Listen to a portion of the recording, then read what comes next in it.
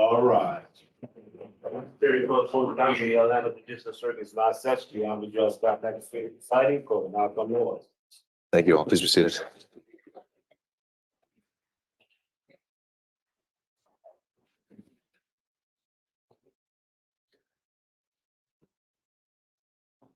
All right, we are back on the record with 23 SC 188947. If we could have counsel starting with the state identify themselves for the record for the purpose of today. Adam Abadi for the state, Your Honor. All right, and in order of the styling, let's start with former President Trump. I think we have Mr. Sadow on Zoom. You do, Your Honor. Good afternoon. Steve Sadow for President Trump. We waive his presence, and I believe Ms. Little is also on Zoom. And All right. Okay, thank you, Mr. Sadow. On behalf of Mr. Giuliani. Alan Stockton on behalf of Mayor Giuliani. I think David Lewis and John Esposito may be on Zoom as well. And we Oh, waive his presence. There we go. On behalf of Mr. Meadows. Your Honor, Jim Durham on behalf of Mr. Meadows, and he waives his appearance. Thank you, Mr. Durham. On behalf of Mr. Clark. Harry McDougall, Your Honor, and he also waives his appearance. Thank you, Mr. McDougald. On behalf of Mr. Cheeley. Good afternoon, Your Honor. Richard Rice, President Court. Chris Anulowicz is on Zoom, and Mr. Cheeley waives his presence. Thank you. On behalf of Mr. Roman. Good afternoon, Judge Ashley and John Merchant on behalf of Mr. Roman, and he waives his presence. All right. On behalf of Mr. Schaefer. Greg Gillen and Anthony Lake on behalf of Mr. Schaefer, and he waives his President Trump. On behalf of Mr. Floyd. Morning, Your Honor. Good afternoon, Your Honor. Chris Kucherov and Mr. Floyd. We also waive Mr. Floyd's appearance. Thank you, Mr. Kucherov. And on behalf of Ms. Latham. Anybody here on behalf of Ms. Latham? All right. I know before we'd had Mr. Cromwell, and I had not heard anything from him. I don't know if any other parties have as well, but Your Honor, I believe Mr. Cromwell is in a deposition in South Georgia. That's all I know. all right. There's a Zoom participant, Mr. Cromwell. Looked like he joined. Okay, that's helpful to know. Mr. Cromwell, can you hear us? All right. Well, we'll keep an eye on that to see if he does join us, and we'll take it up as it comes. So, just a few preliminaries. First of all, I'm a bit under the weather, so I'll try to speak up. But if anyone can't hear me, just let me know. I'll try to talk close to the microphone. But we are here today, the sole purpose of which is that at the conclusion of the hearing on February 16th, I announced that I'd be meeting with Mr. Bradley in camera to assess the validity of his assertion of attorney-client privilege. I've now been able to do that, and I also allowed Mr. Wade the opportunity to weigh in and respond as well. And after considering the testimony, not only in camera, but also of what came out at the hearing, I found that neither Mr. Wade nor Mr. Bradley had met their burden of establishing that the attorney-client privilege applied, specifically as it relates to Mr. Bradley's knowledge of any relationship that existed between Ms. Willis and Mr. Wade, and particularly that it wasn't established that his specific knowledge came about in furtherance of legal advice. So having made that determination, I didn't see any other choice but to allow the parties to have an opportunity to explore that topic with him. There's really, in my mind, it's that topic only. I think that if there's anything else we've already covered, I'm not here to do it again. So with that, is there anything else we need to cover before kicking that off? Just Mr. Wade, he's still a potential witness, I would assume. And so he needs to still be excused. We would invoke the rule, continuing rule. Mr. Abadi? I believe Mr. Wade was released from his subpoena when we concluded his testimony at the last hearing. So unless he's been re-subpoenaed, and I have no knowledge of that, he has every right to be present. Sure. I think procedurally that would be accurate. And so I at this point, I don't see a means where he would need to be recalled. And but if it is, then that is something you can take up. All right. Mr. Bradley, through his attorney, had informed me that he would be here today in person. I don't see him in the gallery. Do we know if he's out in the hallway? Okay. All right. If we could call for Mr. Bradley.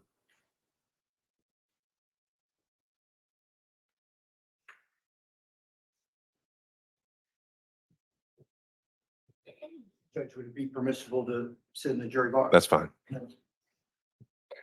All right, Mr. Bradley, Deputy Scott will swear you in again. Well, that's what you should give to the court for the truth, nothing but the truth to help you. I do. Please be seated. Please, first and last name for the court. Terrence Bradley, Terrence Bradley, Bradley. Ms. Merchant. Thank you, Judge. Good afternoon, Mr. Bradley. Good afternoon. Good to see you. Sorry, under these circumstances. I'm going to just go straight to where we left off before. Fani Willis and Nathan Wade were in a romantic relationship, correct? Correct. And it began at the time that they were both municipal court judges, correct? Objection, Your Honor, based on privilege. That was covered in the attorney. Okay, overruled. I do not have knowledge of it starting or when it started. Terrence, you told me that it started when they were both municipal court judges, though, correct? That is incorrect. You never confirmed in writing that it was instead of magistrate court, it was in municipal court judge when they were started dating? If you're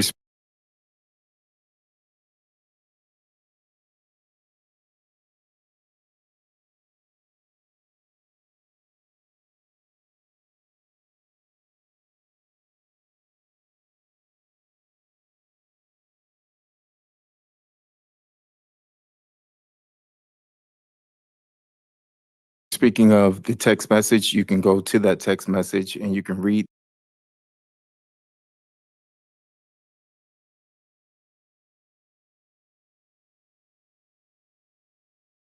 that text message and I will explain the text message to you. But you and I did not have a conversation about when it started.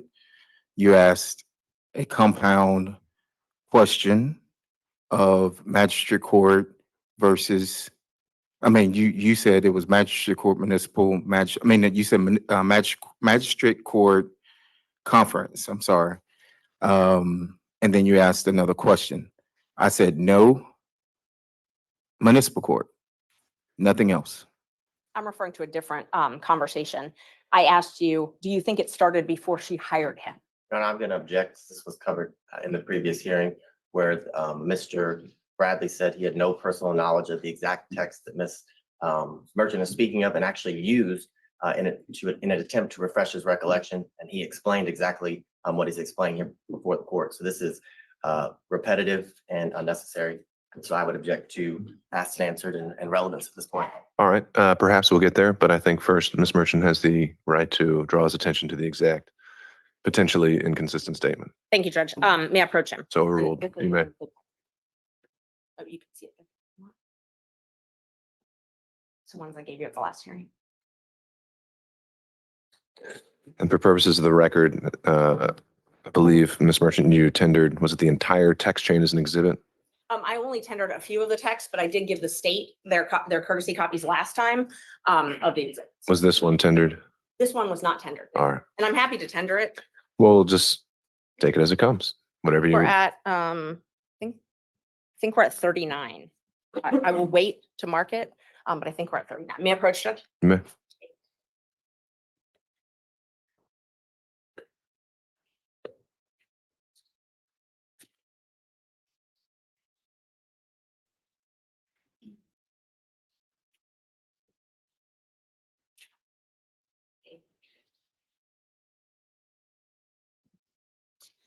All right.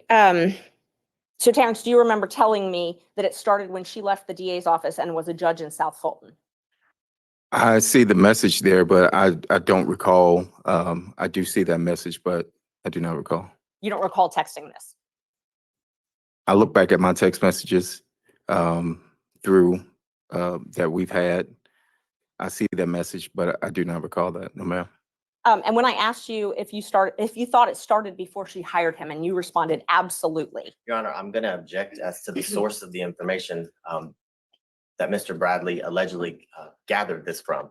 There's been absolutely no foundation, and based on the arguments at the last hearing, that a lot of this is based on gossip, innuendo, assumption, and privileged information. And at this point, Ms. Merchant has not provided a foundation as to how Mr. Bradley would have any information that she keeps referring to. All right, I think Judge, I- that's, go ahead, Ms. Merchant. I didn't ask him about the source of the information. And under Rule 621, I can impeach him with any inconsistent facts. This is an inconsistent fact. I can impeach him with any contrary facts. Sure. This is a Why would it contrary be fact. a relevant impeachment if he actually has no personal knowledge of this? If he doesn't. Sure. have So I personal think you have to lay that foundation then, so that'll be sustained. Do you remember telling me that it began? Well, that doesn't address the issue. No, I'm not, I was just asking if you remember telling me as opposed to the Okay, text. sure. Do you remember telling me that it began? Well, no, and then you're going into the substance of it, which we haven't determined whether he actually knows or how he knows.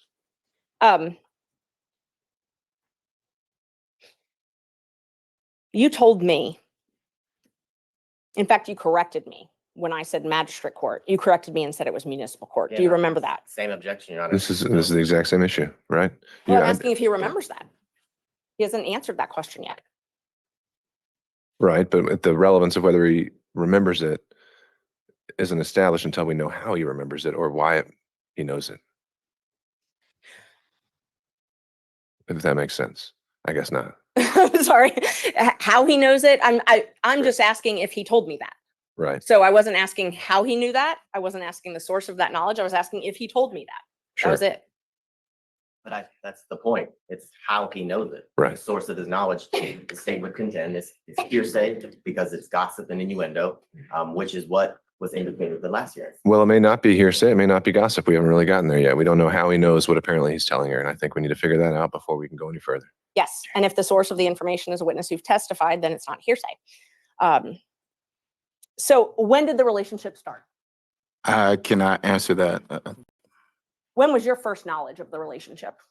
Objection, Your Honor. He's already answered that question multiple times today. He said he has no idea the timeline or when it occurred. That was one of the first questions that Ms. Merchant asked. I didn't ask when, I asked his first knowledge. He testified he has knowledge that they had a relationship. I asked him when he first got knowledge of that. Okay. So if the question is, when did you first get knowledge? I think we can start there. That was the question. Yes. All right. Thank you. When did you first get knowledge of their relationship? I've said over again that I didn't have any personal information where I could personally say when it started. I've said that time and time again. So I don't know when the relationship started.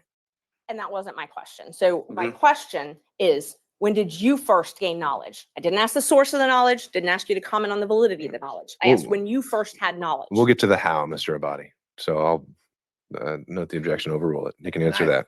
And just for the record, and I appreciate your honor, but he said he had no personal knowledge, so he had to gain the knowledge not from hearsay. He could have gained it from Sure. Mr. Wade. Well, I mean, most of us learn things from hearsay. The question of whether it's admissible, right? And that's what we got to get to. So I apologize. When did you first get knowledge? I'm not qualifying what type of knowledge. I'm just asking when you first knew about the relationship.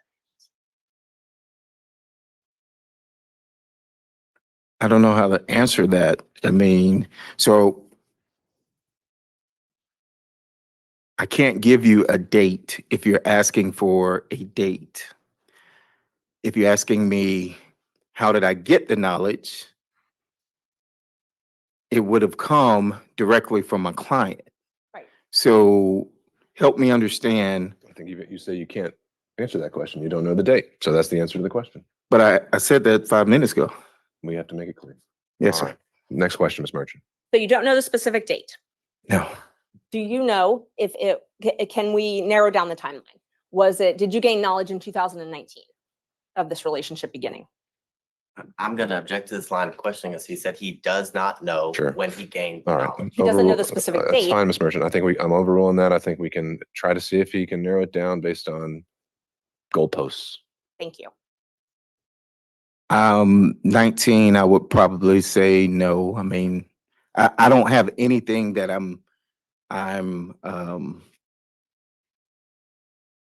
there wasn't a specific date. There wasn't a football game. There wasn't something that I can attribute to him telling me whatever. And so you're asking for a date, you're asking for a year, it's still a date. And at this time, I am telling you that I do not have the date. Let's try this then. So you received a contract from Ms. Willis, January 2021, correct? Can I see the, Um, Yes, I yes, I where think the so. Exhibits are, I think, okay. I think And- if it was from the exhibits, I think it was 21, yes. And I don't want to belabor the point, but if those, Yes. when you were here before. Yes, If those documents that you looked at last time yes, said January 2022, that's, okay. 21. I I'm didn't, sorry, 21, you're right, thank and you. it was, I think, renewed in 22. It was, yes. So the contract date was, that we have in the record is January 25th, 2022. So using that date, at that point, had they begun their romantic relationship? Of 2022, January 25th, 2021, I'm sorry. When you got your first contract?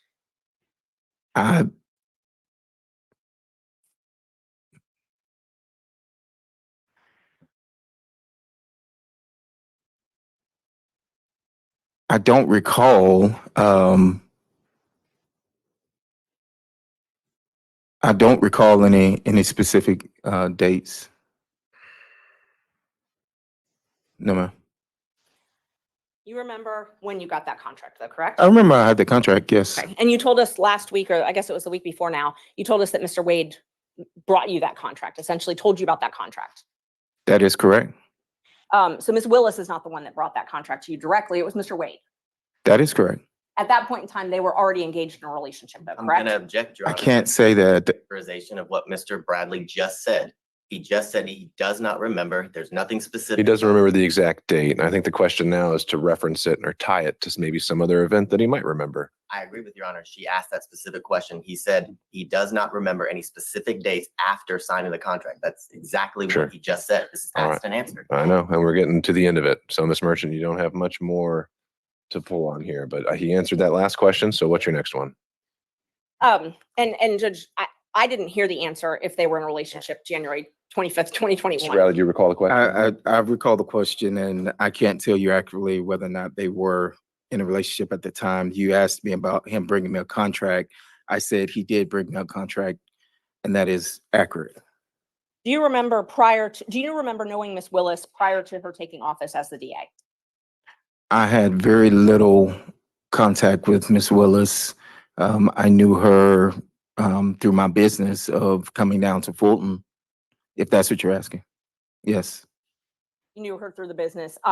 So you had met her prior to your contract? I'm gonna object to relevance at this point as to why we're here today. Sure. Judge, he doesn't remember much of anything right now. And so I'm trying to create a timeline to hopefully piece this together. All right. Well, I'm not seeing really the likelihood that that's going to have any success. I'll let you ask a few more questions, but if he doesn't have a date, then I don't know that you're going to be able to create one today. Okay, thank you.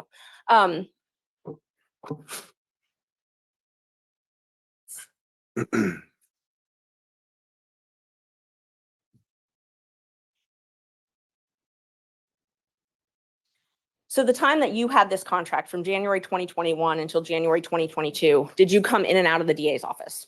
yes, Okay, and so were you able to witness Mr. Wade and Ms. Willis interact during that time? I'm gonna object. This has been asked and answered. It was addressed at the last hearing about Mr. Bradley's access to and from a specific room to pick up files. And Mr. Bradley said that Sure. he rarely saw them together, but this was Yeah, answered. I think the only avenue that was closed at the last hearing was his personal knowledge, potentially through, well, actually, no, if he testified, it was that he had no personal knowledge. It's knowledge that conveyed to him that was cut off at the last hearing. That's really the only thing we hadn't been able to explore, unless you correct me if I'm wrong, Knowledge that was conveyed to him by, by somebody else. That's that he claimed at the time was privileged. I found that it's not. That's what we're here to explore. okay.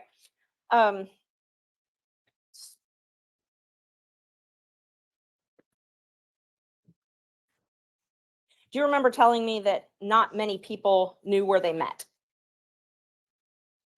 I'm gonna object as to relevance, as to his personal knowledge, which is what 602 requires.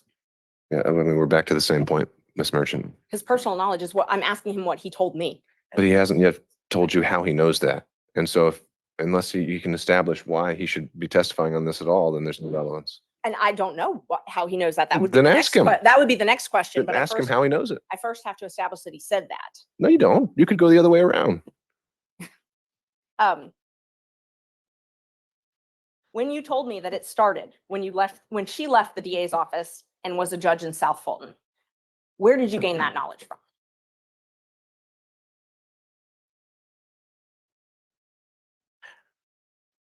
Well, I'm going to object because his testimony a few minutes ago that he did not recall making that statement. All right, I'll overrule that. Mr. Bradley, answer the question if you can. Repeat the question. When you told me that their relationship started when she left the DA's office and was a judge in South Fulton, where did you obtain that knowledge from?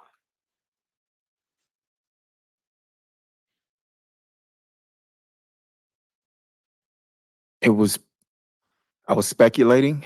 I didn't have a,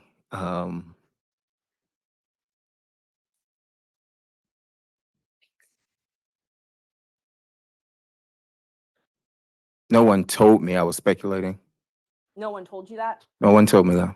You were speculating based on things that had been told to you or things you had observed? So I'm going to object as to the nature of this line of questioning because the witness has made it clear he was speculating as to how or what he knew. And if it's speculation, it's inadmissible for this court. All right, but the motivations for his reason for speculating would be admissible, so I'll overrule that. Thank you, Judge. Was this speculation when you told me that? Was that based on things that had been told to you and things that you had witnessed? I never witnessed anything. So, it was speculation. I can't tell you anything specific if that's what you're asking. Tell me anything specific as to why you speculated about that? No, this was however many years ago. I mean, I don't recall, but no, I don't. Did you have any reason why?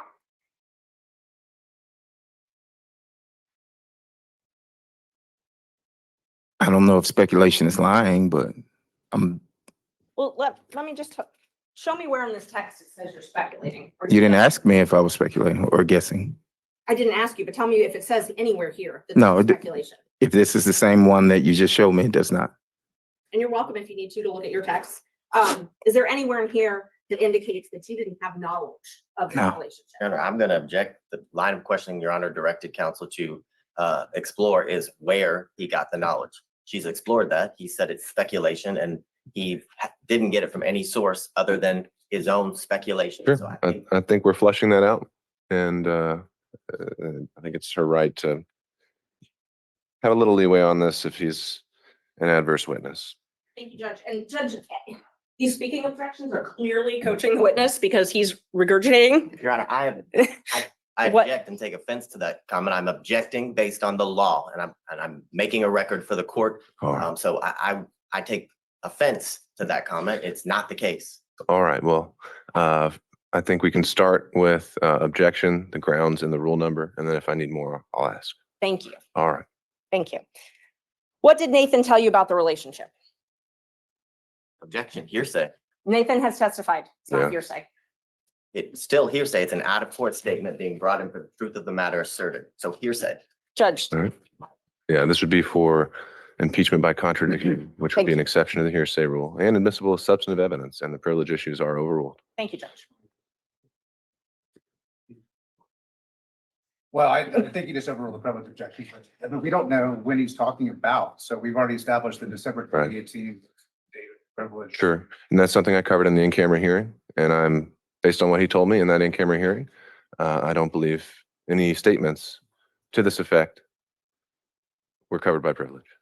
And Judge, I just want for the record, because sometimes the record doesn't reflect where people are looking, and that when I ask a question, Mr. Bradley is looking at Mr. Wade and his lawyer to wait for them to object, and they're clearly interacting somehow in the court. So I just want the record to reflect that because it wouldn't otherwise. It's there now. Thank Do you have a question was put to you, Mr. Bradley? Judge, one of my lawyers is sitting right in the back. We That's don't have to go down behind. that rabbit hole. You can look wherever you want. Yeah, and I'd never looked at Mr. Wade or his attorneys. That sounds true. All right. Mr. Bradley, question was put to you. Repeat the question, please. Yes, so I showed you, or I asked you, I'm sorry, the last question I asked you was, what did Nathan Wade tell you about the relationship? Same objection, Your Honor. And that's already been ruled upon.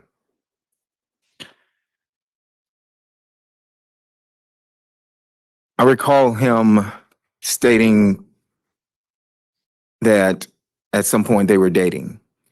I can't tell you what date that was. It was made in confidence. We were in the back of our office. Our offices were the only two in the back. There was no one else present. That is all I can tell you at this time. One time?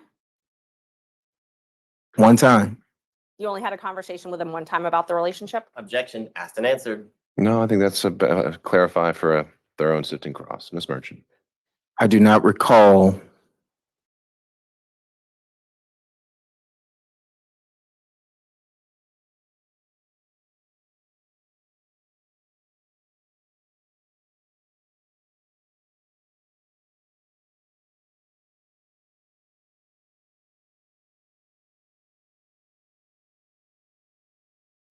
any other time that he mentioned that they were in a relationship. No. You may not. He ruled that he was. Okay.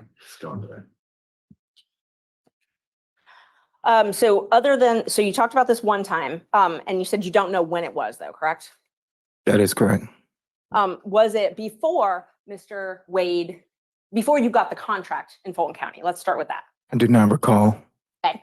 And how did it come up? Say again. How did it come up? I do not recall how it came up. It was in the back. I know where it occurred. In our offices in the back. I can't tell you what we were discussing prior to that. Okay. Did you receive an email from me on January 6th with a motion attached? I think I did. Yes. Yes. I know. I received I don't know if the date is January 6th, but yes, I received that. Okay. Yes. So you remember receiving that? Yes. With the date. And you reviewed it, and then you and I spoke about it. Do you recall that?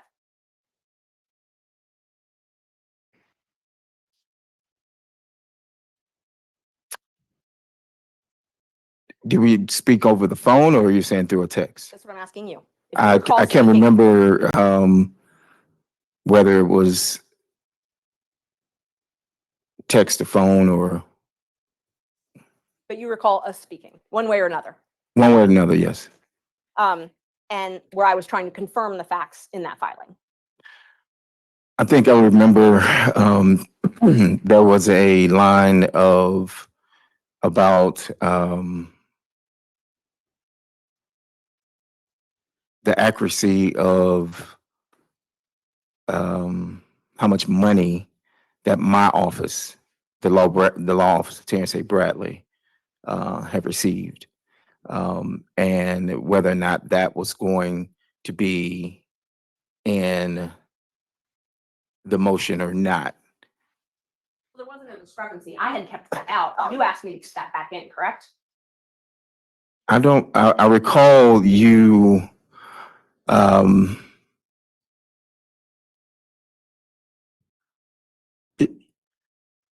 that may be accurate, yes. And you thought, because you thought it might be suspicious if you were left out of the motion.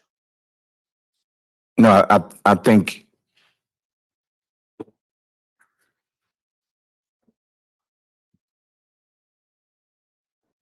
we discussed that it should reflect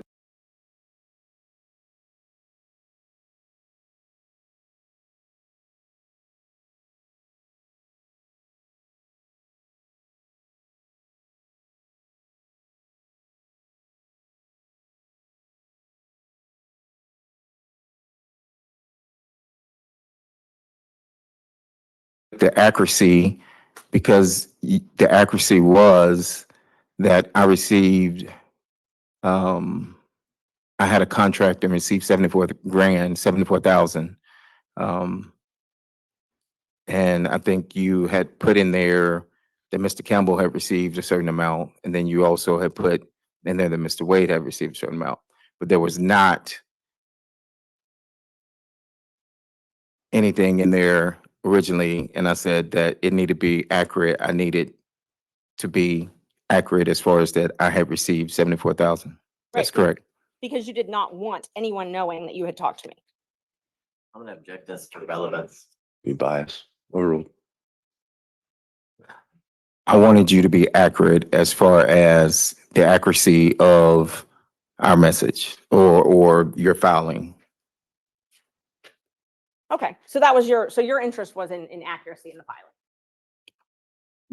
I didn't reach out to you and say, send me a copy of your motion. Right. I didn't reach out to you to say that that I'm going to be in your motion Right. I asked you to review it for accuracy. for accuracy. And I just stated that it was inaccurate. And the inaccuracy that you pointed out was the thing about or how much you had made. That was the inaccuracy that I saw that jumped out, was the fact that I saw that I was left out when you had put Okay. the firm, the money wise. I did not, when I responded to that, it was for that specific reason. Okay. And I agreed I would put that back in, that section back in, and I did. Correct. I did put it back in and I sent it to you again. I don't recall getting a second email from you now. But you were happy that I put it back in, or that I agreed to put it back in. I'm gonna object this to relevance. Yeah, we need to get to more material aspects. Yes, Judge, I'm moving along, I promise. So you did ask me to put that back in. Again, Well, asked and answered oh, yeah. relevance. Well, he didn't answer that last question, so overruled. Can you confirm you did ask me to put that back in for it to be accurate? Yes, that's correct. I said that, yes. Okay. And then I asked you if everything was accurate and you said, looks good.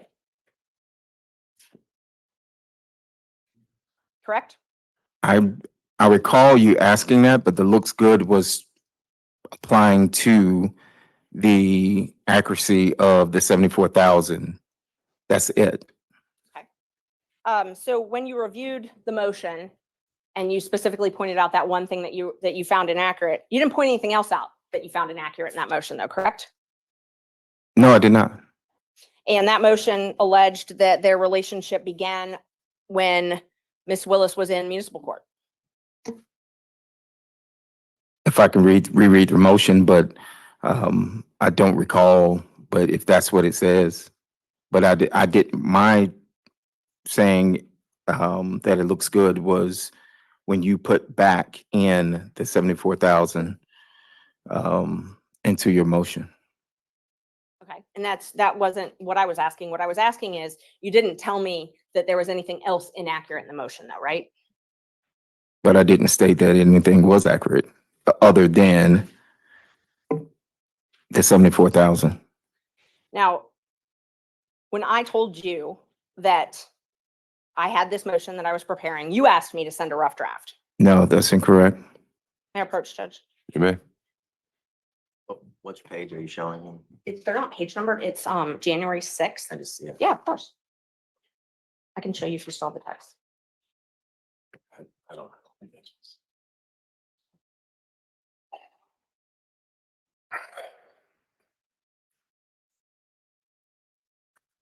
Look and see if this refreshes your memory.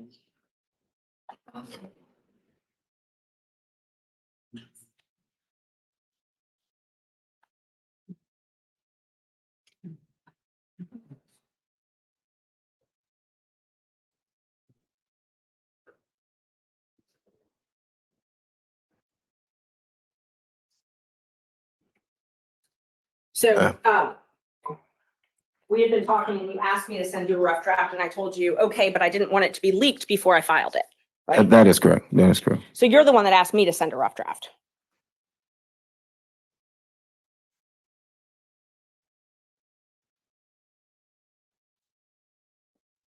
Yes, that's correct. Yeah, yes, that's correct. That was at 10:08 on Saturday, January 6th. And then you got an email from me with that rough draft at 10:25 that same day, correct? Yes. If you need to look at it, I can. If it says 10:25, then I know you sent me an email.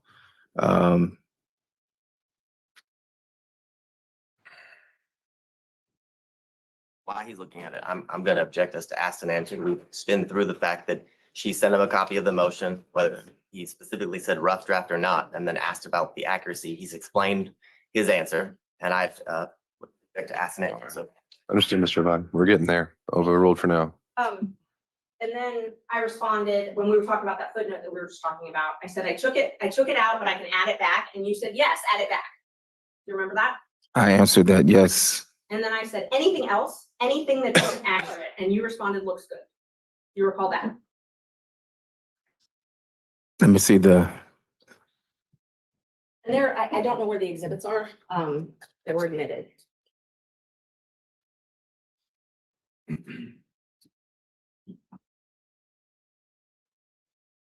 That refresh your mind?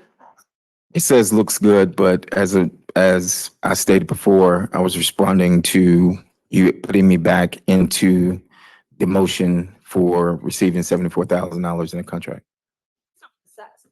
This says, you said, yes, add it back. And then I said, anything else, anything that isn't accurate. And you responded, looks good. So you weren't responding to put it back in. Your Honor, I'm gonna object. I This is know. not his motion. He wasn't the affiant of the motion or verified. Overruled, Mr. Body. Talking about his personal knowledge, Judge. I've said No personal knowledge. twice. Overruled, Mr. Body. I've said twice that the looks accurate was, or I've said more than twice, was for the 74,000.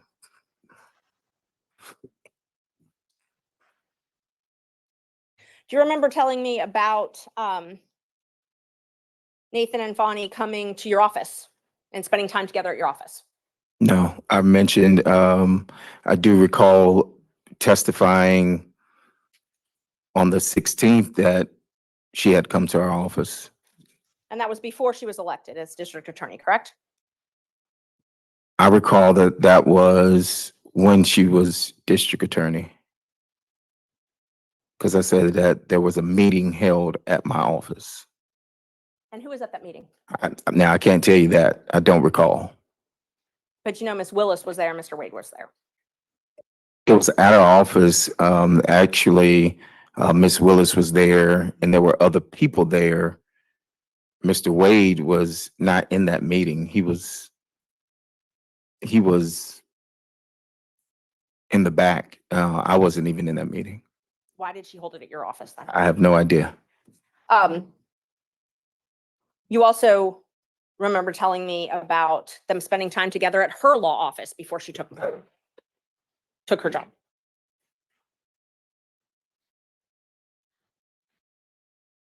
I don't recall. Do you? I don't recall. Do you have something to? Well, what I'm asking is, so let's back up a sec. So Ms. Willis rented a law office from the Evans firm, or Andrew Evans and another lawyer, I think Stacy Evans. You have knowledge of that, correct? I'm gonna object to hearsay. If, Well, How does he know the information? That would be the correct question. okay. Ms. Merchant? I don't really know even how to respond to that. Hearsay, I'm asking if he knew that she rented Yeah, offices. he may have been there. He may Right. have, may have seen a business card or something at some point. I think you can answer that. I've never been to Miss Willis's office when she was in private practice. I've never dealt with where she rented. I didn't even know where her office was. So Do you remember though, knowing that she rented an office yes, from the Evans? yes, You did know that Thank that you. is correct. Yes. Okay. And do you remember telling me that Mr. Wade and Miss Willis would rendezvous at that office? I'm gonna object to, again, hearsay as to how he knows that information. He said he has no personal knowledge. And He did just- not say he has no personal knowledge, Judge. He hasn't even answered it. No, he said in general, he had no personal knowledge. So it's not been established the source of how he would know this because he said he's never been to her office.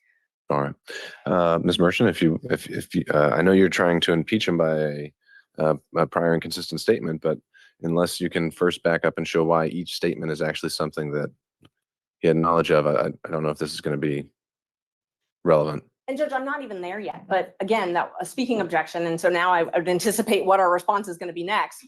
I didn't ask anything that was objectionable, but these objections are coaching the witness. I asked if he had knowledge. That's it. I didn't ask, did someone say this to you? I didn't ask, what did this person tell you? I asked if he knew. Well, no, you're asking if he had knowledge, and then you say of something specific. So Once I get an answer to that, if he has knowledge, then I will follow up with where that knowledge came all from. right, well, let's try again. So my question is, do you have knowledge of them meeting at that office? Objection, foundation. Okay, all right, overruled. Do you have knowledge of them meeting at that office? I have no personal knowledge if that's what you're asking. I didn't ask that yet. I asked if you have any knowledge. Objection, that would be Oh, hearsay. Overruled. Not if it came from We Mr. don't Wade, know where it Judge. came from. So he said, how do you know, Mr. Bradley? How do you know? Any knowledge that I would have received would have come from my client at the time. Okay, so you had knowledge of this place that Miss Willis worked. What did you know about them meeting at that office? Objection, hearsay. It's not hearsay, Overruled. Judge. How he knows it, and then you ask the next question. All right, he's already asked the next question. Can you repeat the question? Yes. How do you have knowledge? What knowledge well, you just told us. You told us Mr. Wade told you. So tell us what Mr. Wade told you about Miss Willis and Mr. Wade meeting at the Evans office.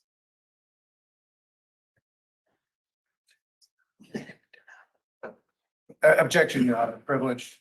This clearly covers the time after December 2018 that would be covered by the privilege. Yeah, overruled.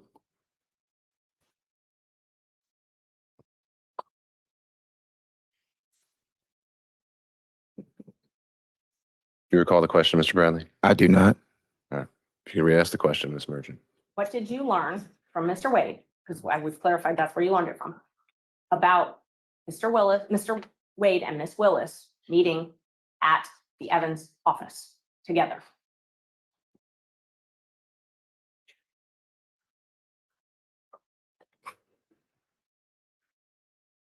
I don't object to asked and answered. He's testified that. He hasn't answered. We haven't heard an answer. He testified he had one conversation with Mr. Wade in the back of his law Judge. office. Yeah, and his answer may change, so Tip him overruled. off as to how to answer the question.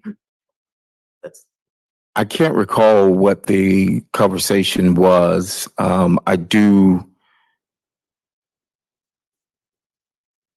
recall knowing that he would go down to the office or had been down to the office, but I can't tell you in what capacity or when or any of that. No, Mr. Wade told you that they had sex at that office, though, correct? I don't recall him stating that. No, You don't recall no. it. So it's possible he did say that. You just don't remember one way or another? I do not remember him saying that.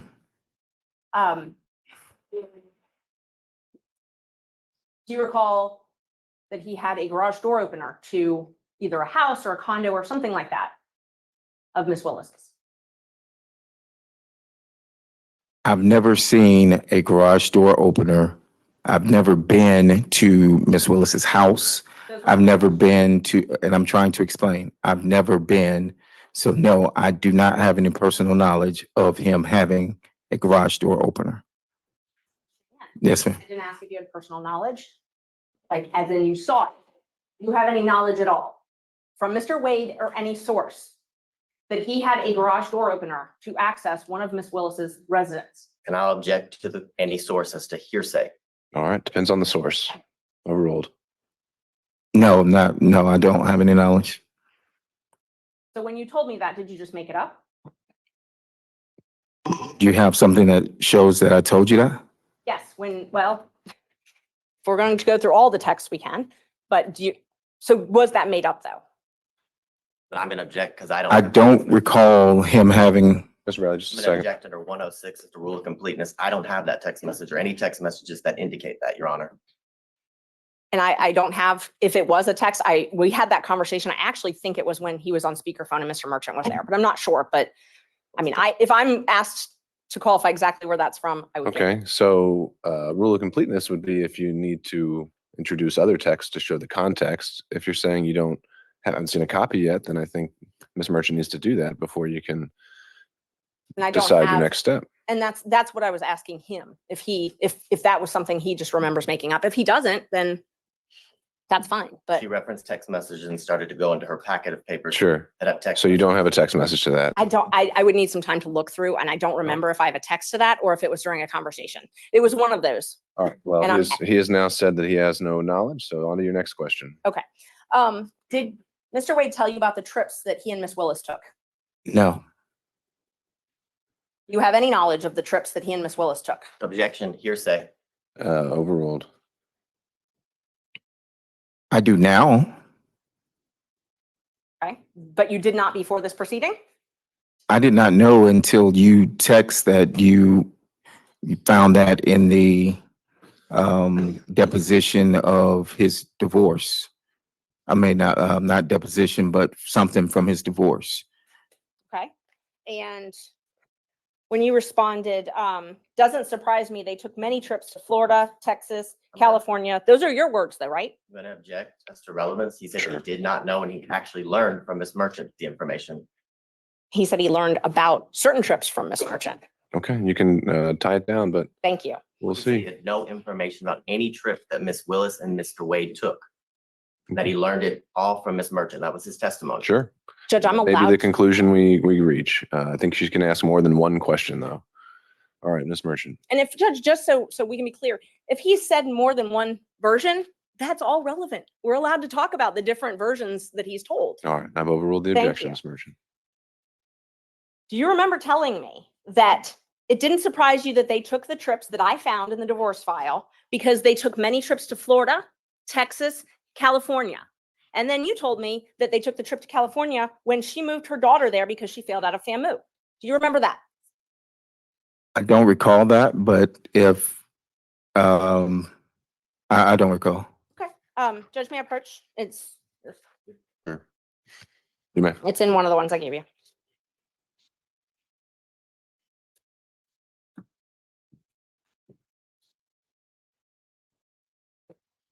Yes.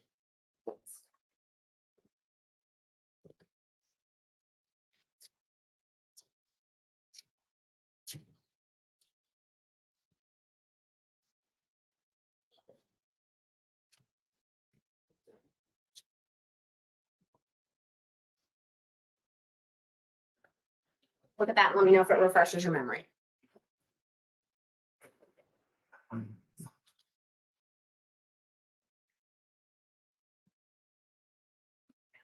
So we have, So just first let me know if that refreshes your memory. yes, Okay. yes. So it's true that you told me that they took many trips to Florida, correct? Per that, yes, but one of the messages is cut off and you asked about some other trips and I said, no, I didn't, I think. And that was specific to, at the top of that, it says, no, I didn't. Yes. And so that was to the trips that you asked me about. And I think before that, when you mentioned that you found all these trips, I think I said, oh, wow. And You did not know about all the trips that were taken and you qualified it. You said, no, I didn't. When did it happen? And then the next text, which I can get, or you can look at your phone or whatever refreshes your memory, you said was after you left, after the firm was dissolved, correct? Object to relevance. Overruled. It was after the firm, the trips that you said, no, you didn't know about. You told me those were after your firm had dissolved, correct? I think you mentioned that they were after I left, maybe, or whenever you found them. And I said, no, I didn't know about those trips. So So you believe I mentioned that it was after you left? I'm quite sure you have the text message and I will refresh my memory. Is it easier for you to refresh your memory with your own phone or with my printouts of screenshots? Well, you have the printout, so I'll go. Judge, the reason I'm asking is because I'm getting objections that I've cut things off, and it's just the nature of how you have to print out screenshots. So in order to avoid that, I'm happy for him to refresh his memory with his own phone, if that would be, Well, I don't know if he's accepting your offer or not, so you're gonna. would that be easier for you? You can just provide the documents. Okay.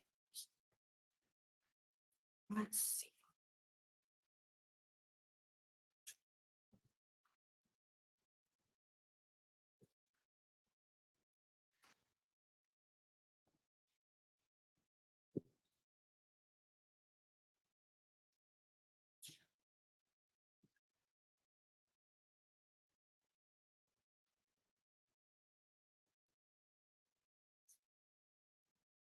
I have some water, Judge, please. Yeah, let me see what we can do.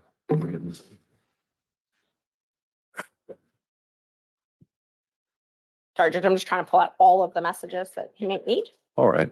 Well, I don't really see, some point we're reaching the cumulative point where we don't need to go through an entire 6-month text chain. You're making the point that he'd made some comments to you along the way that led you to believe he had more knowledge than today he's testifying that he had. And so if you've hit the high points of that, then I don't know what else we can cover that actually moves the needle. Okay, I'll move on to the actual trips then. So you told me that they took many trips to Florida. That refreshed your memory. Told me that. Was that based on your knowledge from Mr. Wade?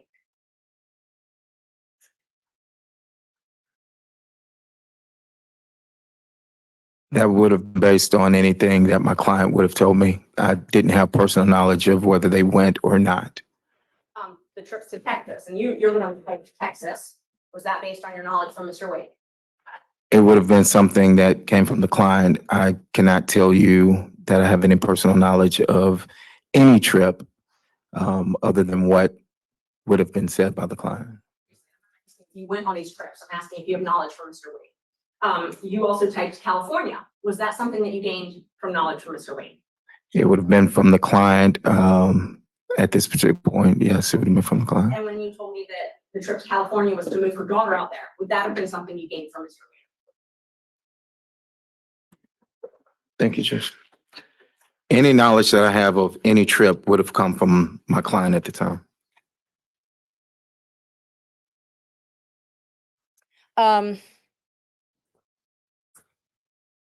You told us last week that Mr. Wade used your credit card one time. Do you know when that was? I do not. Relevance to why we're here today.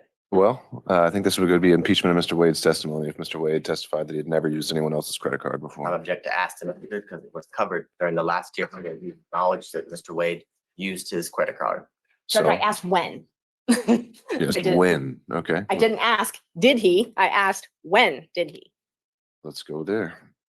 I do not have any dates of when Mr. Wade used my credit card. I testified that we used the card for business and that throughout the business, we would order paper or supplies or filing of depositions. I mean, the cost factor of cases is what I said, and that still applies today. Did he use my credit card? He did, but I can't tell you who he used that card, what the trip was for. I can't even tell you at this time where he went. He used it for a trip.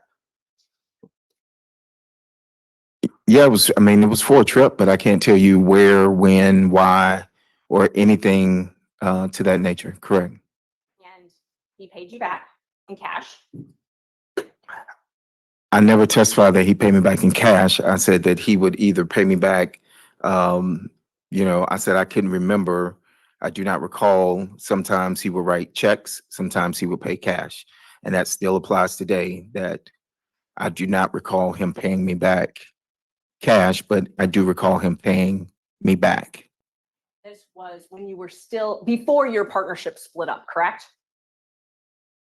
It would have been before I left the firm, yes. He wouldn't have used my card after I left the firm. So we can at least narrow down the dates to that. Before I left the firm, yes. Okay, great. And Mr. Wade gave you details about meeting Miss Willis in Hateville or East Point, as it was called. That's incorrect. He did not tell you about that. He didn't give me details. He did not tell you about meeting with Miss Willis at an East Point or Hateville apartment.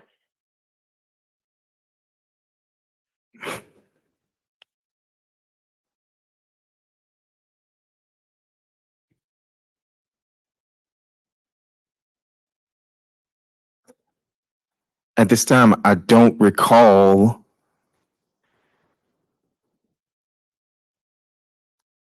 No, I don't recall.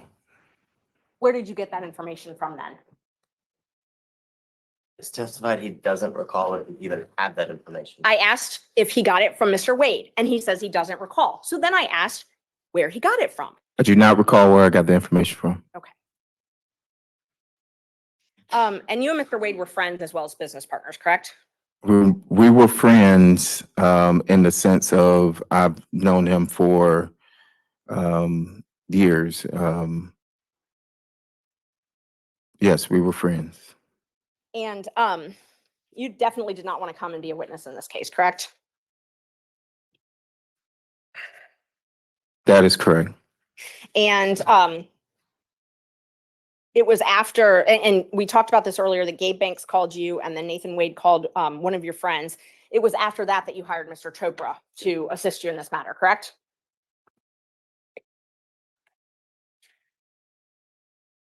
Was it after that?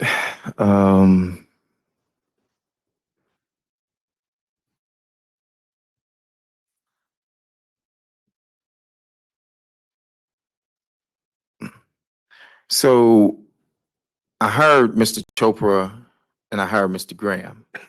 Now, Mr. Graham is here, and when I received the subpoena, Mr. Graham was here at the last hearing, but he also had to go out of town, but he was present. Mr. Graham, I called, and I had started getting calls from media, and I told him to respond to the media, I think, and that was somewhere around whenever you subpoenaed me. So it was, I can't tell you that it was that instance of those calls for Mr. Chopra, but I had engaged Mr. Chopra and Mr. Graham at that time. I'm going to ask the question again because I didn't get an answer to it. After you got the phone call from Gabe Banks and from Nathan Wade to your I think it was before that, but however, I think it was before that is what I'm stating. when you got from Gabe Banks, you called me immediately. Well, actually, you texted me and then you called me. I didn't call you immediately, but yes, we did speak. And you texted me about it as well. That is correct. And then we spoke after Mr. Wade called your friend, and we talked about that as well, correct? That is correct. And at that point, you didn't mention anything to me about being represented by Mr. Chopra. But I didn't mention anything about Mr. Chopra or, that is correct. Yes, that was only my question. Let's see. I'm gonna show you two more texts. They're in the ones. All right, Ms. Merchant, we're going to do This is the 5 more last minutes. two questions. Thank you. 3:05, I'm cutting you off. Thank you.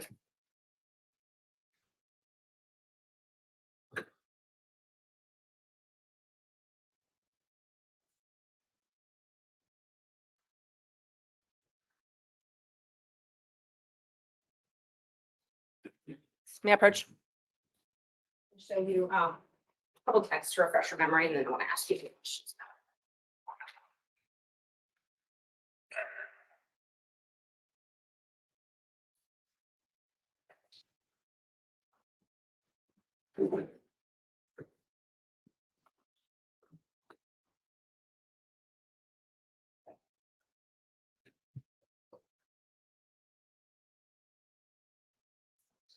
Are these supposed to go together? No. Oh, these are two separate dates? Completely different dates. Okay, all right.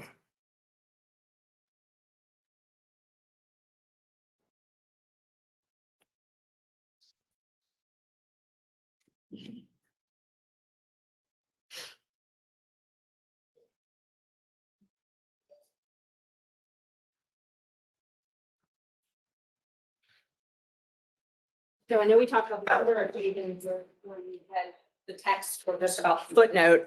But do you recall me asking you, do you think it started before she hired him? And you said absolutely. Do you recall that? I see that in the text message, yes. Okay. And do you also recall me asking you how they would react if they would attack me? And you said, no, they will deny it. Your Honor, objection as to speculation as to how he thinks they will react. I think it goes to the motivations of the witness overall. And you told me that they will deny it. That's written in there, yes. I just want to, one last opportunity. You're an officer of the court, correct? I am. And you're under oath today. I am. Is there any of your testimony from today or the previous days that you want to correct? That I want to correct? Yes. No, I told you everything that I've answered everything that you asked. Thank you. Oh, Judge, just so co-counsel and the state can have them, for the record, I can admit those few that I showed, that would be. Well, they weren't ever tendered, And so it's just for, I didn't know if they wanted Right. to use them, but I'll hold on to them. if they need to be tendered at some point, then we can make them part of the record. All right, let me turn over to Mr. Sadow, if you're with us on Zoom. Thank you, Honor. I do have a few questions. First thing I'd like to know is whether the court reporter has defense exhibits 26 and 27 from the last. We have a different court reporter this time. We had to have someone else fill in on such short notice, but I can potentially send those to you if you need them. Well, I think I have working copies, but I want to make sure that the witness has a copy to look at. All right, we can try to work through that logistical challenge. This is, you said 26 and 27? I believe that's correct. And 26, I think, is the same text messages that Miss Merchant was just asking about. It was 2 pages.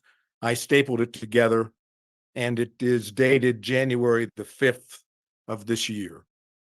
All right. I can print off a copy now, but why don't we start off with the questions that you have? Okay, because I think I that's did where I it want. here. That's where I'm going to start, but I'll see what I can do to work through it. It's not gonna work? Here, I'll email them to you.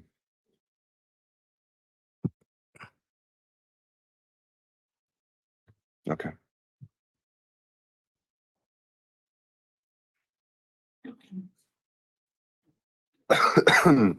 All right, Mr. Sadow, why don't we start with your question and we'll see if we actually need to get a copy of those exhibits in front of the witness. All right. Mr. Bradley, Yes, I'm here. all of a sudden I've lost you on the screen. There we go. Well, you're on the Zoom. You're on YouTube, but you're not on the Zoom itself. But not that I can see. I'm here. I can hear you. No, I know. I think his visuals may be a little different. So hold tight, Mr. Sadow. We could try to correct that. Yeah, he was on. He was on when Miss Merchant was asking questions. We need to add him. I know. We need to add a spotlight to Mr. To the witness stand and a spotlight to Mr. Sadow, and we don't need all the other boxes. There we go. Thank you very much. Well, then hold tight, Mr. Sadow. We need to add you as well.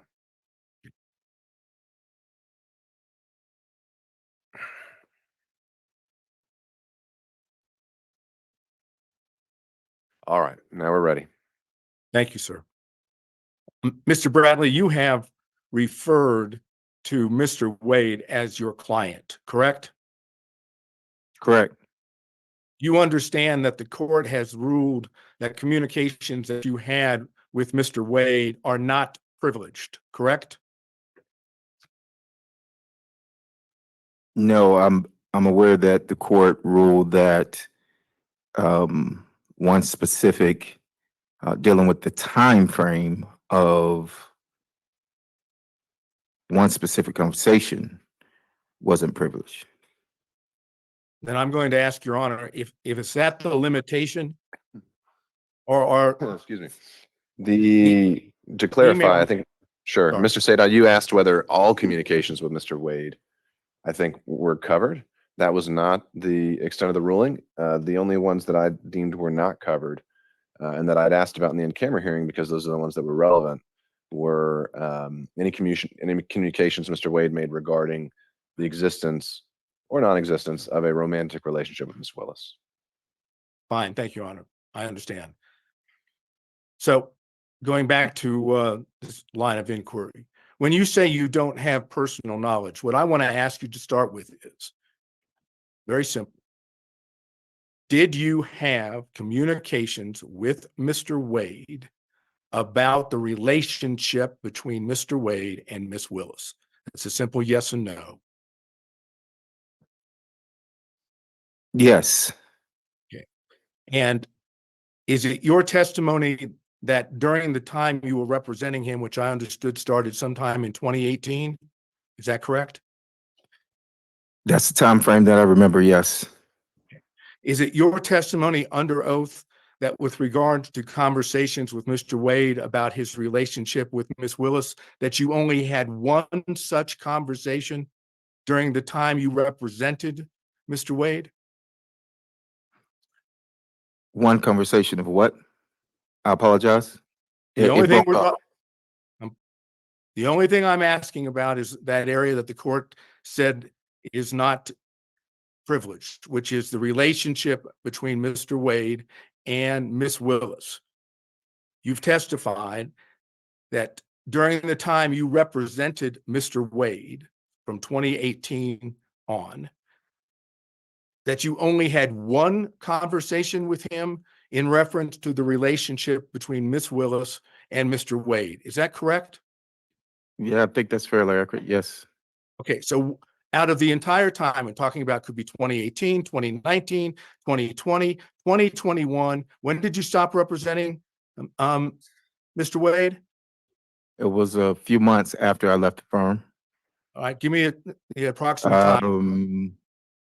I left maybe June, July of 2022, maybe. Okay, so that would suggest that for, assuming it's 2018, 2019, 2020, 2021, and half of 2022, which is in the vicinity of 4 to 4.5 years, you're testifying under oath you had one conversation about a relationship between Mr. Wade and Miss Willis. Is that correct?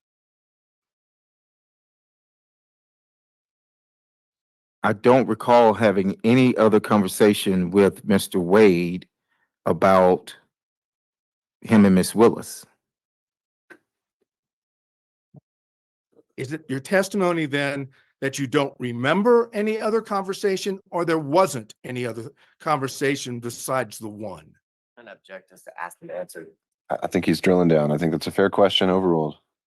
I don't recall. I would say it was the one, but I don't recall. You testified that you did have communications with Mr. Wade about him visiting with Miss Willis at a condo or apartment, correct? I don't think I testified that I had a conversation. I testified that any knowledge that I would have known anything about any condo would have come from that, but I don't recall a conversation about that. I do not recall a conversation about that. Do you recall any other thing at this point in time under oath that would indicate when the relationship started between Mr. Wade and Miss Willis? I do not know when the relationship started between Mr. Wade and Miss Willis. I cannot So I'm recall gonna that. I can't. Oh, I'm sorry. Go ahead. I'm going to drill down on that now, okay? Yes, sir. Mr. Wade was hired as the special prosecutor on November 1st of 2021. You're aware of that, correct? I have my contracts to show when I started. No one showed me the contract of when he started, but but if he has a contract for November 1st of 2021, then that's correct. All right. I'm going I'm going to suggest to you that the record will reflect that the contract between Ms. Willis and Mr. Wade was November 1st of 2021, correct? I want you just to accept that, okay? Is it your testimony that you don't know under oath whether or not there was a relationship between Mr. Wade and Ms. Willis before the contract?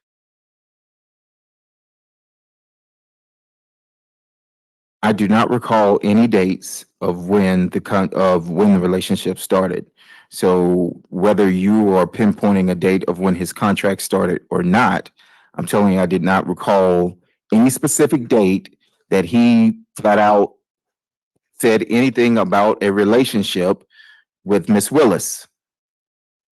Okay. Now I want to go, based on what you've just said, let's go to what was Defense Exhibit 26. Okay? In Defense Exhibit 26, which I showed you last time, was 2 pages of text messages between you and Miss Merchant, correct? Correct. All right. Now, the first page starts off by saying, Miss Merchant, like just date, don't hire him. Do you think it started before she hired him? You see that?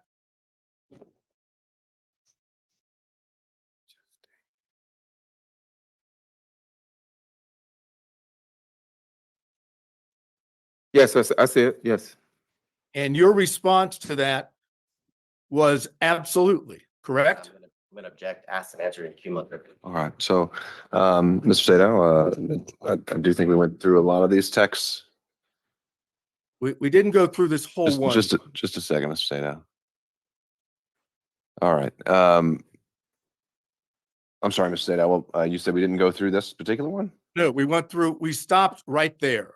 I want to go. No, I answered because Well, this is the there's no- exact language that she just stated a few minutes ago. You can read it back Okay, in Mr. the Sato. record. Are you saying both of these 2 exhibits weren't already covered by Ms. Merchant? It was not gone, this particular language was not gone into. I'm doing it based on the exhibit itself. Well, let's do it this way. I now move into evidence defense exhibit number 26. All right, and I'd have to search through my notes, but does anyone recall, has that one actually been tendered and admitted already? No, it was only presented to your honor for you to take back into camera ex parte to speak with Mr. Bradley and his counsel. Okay, Ms. Merchant is indicating that it was admitted. I thought Mr. Sadow admitted it, but I'm organizing and putting them back in order. So I think it might be easier if I just admit the copies of the All documents right. we're all referring to. All right, so Defense Exhibit 26 and 27 are being tendered. Actually, only 26 at this Oh, time. excuse me. Okay, Defense Exhibit 6, any objection from the state? 26. 26. I'm gonna object as it relates to foundation and authentication. It was used to, during the last hearing for the purposes of refreshing his recollection. And it's my recollection is that it didn't refresh his recollection, but I would renew my objection as to asked and answered in cumulative. Okay. As to foundation on authentication, I think Mr. Bradley has recognized them as texts that he sent and received. So I think I'd overrule on that basis. Any other objections to their admissibility from any other defense counsel? And seeing none, Defense Exhibit 26 is now admitted. Mr. Sadow. Thank you. All right, let's continue. Now I'm publishing it. After you said the word absolutely, on your own, you said it started when she left the DA's office and was judge in South Fulton. They met at. Check. Yeah. Asked and answered. All right, understood, Mr. Body. I'm going to let Mr. Sadow have a few minutes on this, and we'll go from there. But Judge, well, I'm sorry. I did answer this. I answered it for Ms. understood. Merchant. I stated that I was speculating. The judge, someone objected to the speculation, but this was the exact same language. All right. Well, thank you when for I that said recap, that Mr. Bradley. Mr. Sadow is speculate. asking the question in a slightly different manner, and I'm going to give him a little bit of leeway to do that. So, Mr. Sadow. All right, I hesitate to have to start back where I was, but after the word absolutely, you on your own said it started when she left the DA's office and was judge in South Fulton. They met at the municipal court CLE conference. That's what you said, correct? That is correct. Now, it's your testimony, at least so far, that when you on your own gave those two statements in the text, that you were merely speculating and did not have that knowledge from Mr. Wade. Is that your testimony under oath? Yes, that's what I testified to. Yes, sir. So you on your own came up with the whole notion that it started when she left the DA's office and was judge in South Fulton. That's, according to you, that's speculation on your part, correct? Objection. Asked and Overruled. answered. Answer the question, Mr. Bradley. Yes, that's speculation on my part. Yes. Right. It had nothing to do with what Mr. Wade had told you, correct? I answered your question. I was speculating to the answer. That is correct. So maybe you can tell the court in your own words, why in the heck would you speculate in this text message and say that it started when she left the DA's office and was a judge in South Fulton? Why would you speculate and say that in a text? I knew they had met at the municipal court conference. How do you know that? I'll stop you right there. How did you know that? I answered that at the last. I'm asking I knew you that. now. I knew Sir, that I'm because asking you when ne- I'm asking you questions, and you are in a situation where you get to give answers. I'm Mhm. asking you, how did you know that? how did I know Somebody when they told- met? Somebody told you that, right? When they met? Yeah. Yes, correct. Who told you? Mr. Wade told me when they met. So you had more than one conversation about the relationship between Mr. Wade and Miss Willis because he told you where he met her, That's correct? incorrect. Incorrect. It's incorrect. It's incorrect. Let's go back He- to the exhibit. Why would you speculate that that's when they started the relationship? What would cause you to put that down as speculation? I don't recall, but why I thought that it started at that time. But I do recall that he only met her, and I testified to that he met her at that conference, which was in 2019. You knew that Ashley Merchant represented a defendant in this case when you were text messaging with her, correct? Yes, I did. Yes. And you knew that the reason she was asking you questions about Mr. Wade was because she was trying to show when the relationship began, correct? No, that's not It's not. Look at 100% the beginning of the correct. text message.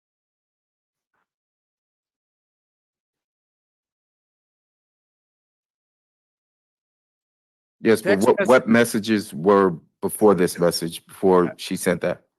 I can't answer that question because I don't have them. All I have is what's in front of you. And it Yes. says that she says, do you think it started before she hired you? So you knew, as the counsel for a defendant in this case, that Miss Merchant was asking you specifically about the knowledge that you had regarding the timing of the relationship between Wade and Miss Willis, correct? I mean, based on this, yes, I see And what was asked. And in response to that, you answered directly on your own what you now claim to be speculation, right? That's correct. So I ask you one more time before I move to the next part of this. Why would you speculate when she was asking you a direct question about when the relationship started? I have no answer for that. Except for the fact that you do in fact know when it started and you don't want to testify to that in court. That's Overruled. the best explanation, isn't it? This is a completely Overruled. argumentative. That's the true explanation, because you don't want to admit it in court, correct? No, I have no direct knowledge of when the relationship started. I'm not going to go back through that again.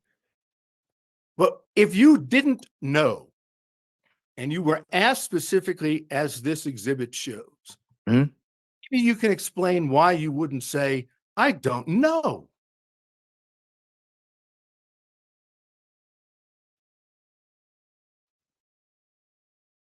Is that a question? You're Oh, asking me yeah, a question to answer? definite question. State that again. I apologize.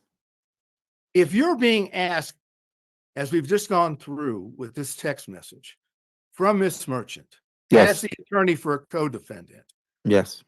and she's asking you about the relationship, and she's clearly asking you about the timing, why wouldn't you just have said in response, I don't know when it started? I don't know why I didn't say I don't know. Maybe, again, it's because you know what the truth is, and that's why you answered exactly the way you did in Defense Exhibit 26, correct? No, I can't sit here and tell you that what you just stated was correct. Right. What you want the court to believe, and you want the rest of us to believe, is that for some unknown reason, upon being asked a direct question about when the relationship started, you decided on your own to simply speculate and put it down in a text message, as opposed to putting down what you actually knew. That's what you want the court to believe, correct? That was a lot. So can you break that down? I apologize. You're asking me, do I want the court to To believe that instead of saying nothing, you decided on your own to speculate. Yes, I speculated. Yes, I've stated that I speculated. Yes, sir. Right. That's what you want the court to believe, correct? That's correct. Okay, now, then when you go to the next page of that, okay, you see it starts, the best that I can see, it starts in South Fulton. Is that what you have in front of you? Second page.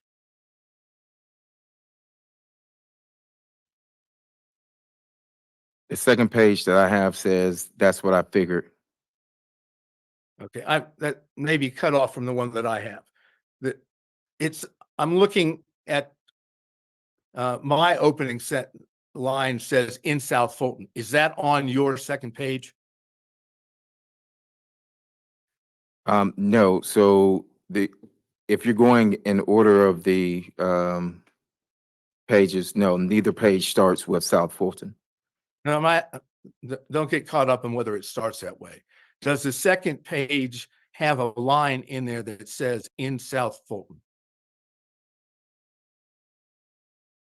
Oh, yes, I apologize. So, yes. That's fine. Yes. Just want to make sure that we're on the same page. Yes. Okay. You say after in South Fulton, they met at the municipal court CLE conference, right? Yes, see that? is good. Yes, that's correct. And then Miss Merchant says, that's what I figured when he was married. Is this accurate? Upon information and belief, Willis and Wade met while both were serving as magistrate judges and began a romantic relationship at that time. You see, that's what she said, right?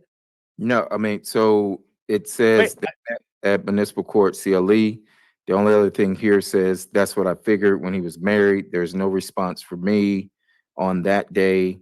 And then there's another response. I mean, I guess a question that says, is this accurate? Okay, that's what I just went over with you. Okay, so I don't have anything in that. Is this accurate at all? I can show the court. It's just, okay. It just says, is this accurate with the question mark? I don't have anything following that. You don't have after that, upon information and belief, Willis and Wade met while both were serving as magistrate judges and began a romantic relationship. Yeah, okay, I apologize. goes to the next page. I apologize. No problem. Just want to make Yeah. sure that But we're. no, I see that now. Yes. All right. So that's what I just read is Mhm. exactly what Ms. Merchant said to you in the text, right?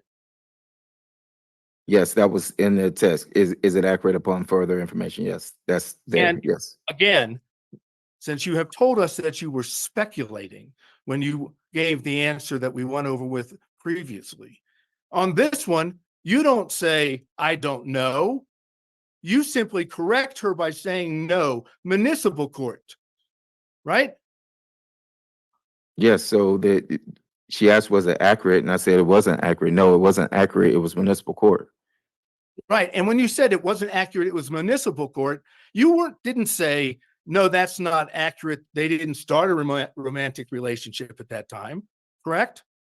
No, but I was referring to the municipal court. No, it wasn't accurate as it applied to the, I was answering the no municipal court, meaning when she said, is that accurate? It was to the municipal court and not magistrate court.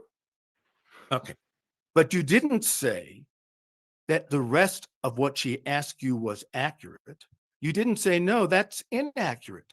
That's not true. That's not accurate. You simply said the only thing that wasn't accurate was municipal court should be there instead of magistrate, right?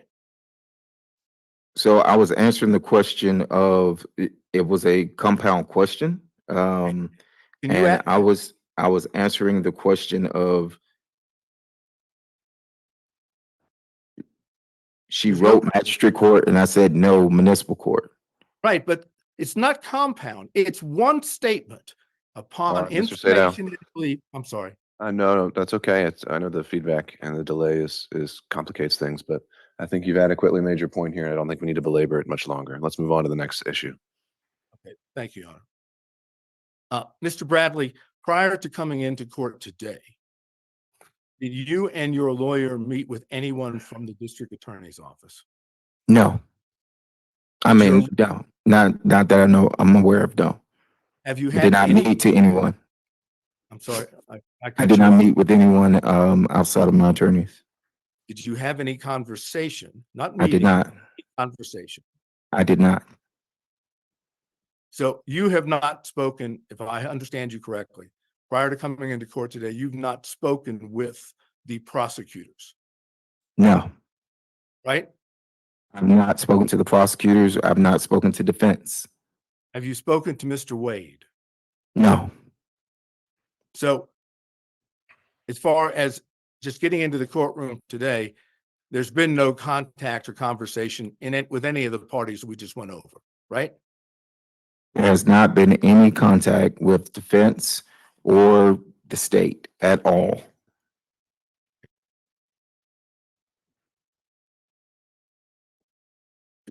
I think I have basically just one or two more questions. Why would you see the need to speculate when you were texting with Miss Merchant? I think we did cover that one, Mr. Sadow. I think that exact question was already put to him. What would be the next one? I'm trying to look. Let's go to 27. Defense Exhibit 27. Do you have that now, sir? I do, sir. All right. Would you look at it and tell me whether or not the Defense Exhibit 27 appears to be accurate? Because I want to seek to introduce it into evidence. It consists of an email to you from Miss Merchant and a text response from you, correct? But the text response was not in response. So yes, it does consist of the email and a text response. I'm not saying that the text response applies to the entire email that was sent. All I've asked you right now is, is Yes, the email and the text, are those accurate in the interaction that makes up Defense Exhibit 27? As it applies to the stapling of the email and the stapling of a text message chain, yes, that is defendant's exhibit 27. This is, it's accurate. Okay, I would move defense exhibit 27 in. I believe it was treated the same way as 26 last time, Your Honor. Same objections, Mr. Abadi? Yes, Judge. All right, overruled. Any other objections from defense counsel? Seeing none, defense exhibit 27 is admitted. And, Your Anything Honor, I else, don't Mr. know. Sada? Yeah, I don't know whether you'll find it's objectionable or not. I'll ask it, and obviously. All right. Mr. Bradley, you realize that if you were to testify under oath, that you knew from Mr. Wade that the relationship between him and Miss Willis existed before the contract in November 1st of 2021, that if you testified that you knew that from Mr. Wade, that would show that both Miss Willis and Mr. Wade had lied under oath. You know that, don't you? Yeah, I'm gonna object. I think that's going to call for an opinion on the credibility of another testifying witness. So I don't think that would be an appropriate question. Then that's all I have, Your Honor. Thank you, Mr. Sadow. Mr. Stockton, Just briefly, Judge. we'll see. Mr. Bradley, do I understand from your prior testimony that Ms. Merchant sent you a motion to review prior to her filing it? Objection. Calls for cumulative answers. Right. I'm going to give him Answers. just a little bit. All right, Mr. Stockton, maybe this is going somewhere else. Did Mrs. Merchant send you a motion prior to January 8th of 2024 for you to review? That is correct. And did you in fact review that motion? That is correct. And did you indicate to Ms. Merchant that the contents of that motion seemed okay to you? Well, so you're referring to exhibit 27, which as I stated a few minutes ago, one is an email, one is a text chain. So in the text chain, when I never responded to the email, I never responded looks good or anything to the email that was sent to me. However, in the text chain, what you all are trying to merge together is the fact that I was asked about the contract, and that contract was $74,000, and me being added back to that. So when I said, and I think before that in that text, it referred to me being added back, and at that time I said yes, looks good. And you're aware and you recall that when Ms. Merchant presented you with that motion, she asked you not to disclose it to anyone until she filed it. Is that correct? We are covering, I think, the last 5 or 6 questions. We've covered ground. Let's get to that ultimate point. I'm trying to get there, Judge, I promise you. Okay. Repeat the question, I'm sorry. She asked you not to disclose that motion to anybody until she filed it, correct? I think so. I think that was in the text message, yes. And you knew, in fact, it was her intention to file that motion, correct? The actual motion that she, that was sent? Yes. I knew that she was going to file a motion, yes. I do not think that that was the final draft, or it could have been that she was working on it, but yes, I knew that she was going to file some motion, yes. And you knew that she presented that motion to you for your review so that she could make sure it was accurate, correct? Your Honor, I'm gonna object. All this is asked and answered in cumulative. Given. All right, noted. I think Mr. Stockton's getting to the next point. So why don't we just ask that one? Is that correct? Did you Why know don't that? we I thought why don't we you, combine that with the next question, so we're not having to lay bit by bit every single time. Mr. Bradley, you knew that Mrs. Merchant was relying on your review to ensure the accuracy of that motion prior to filing it, correct? Speculation as to what he knew that Miss Merchant knew. No, do. I'd overrule that. Mr. Bradley? no, so once again, I was excluded from the footnote of that motion.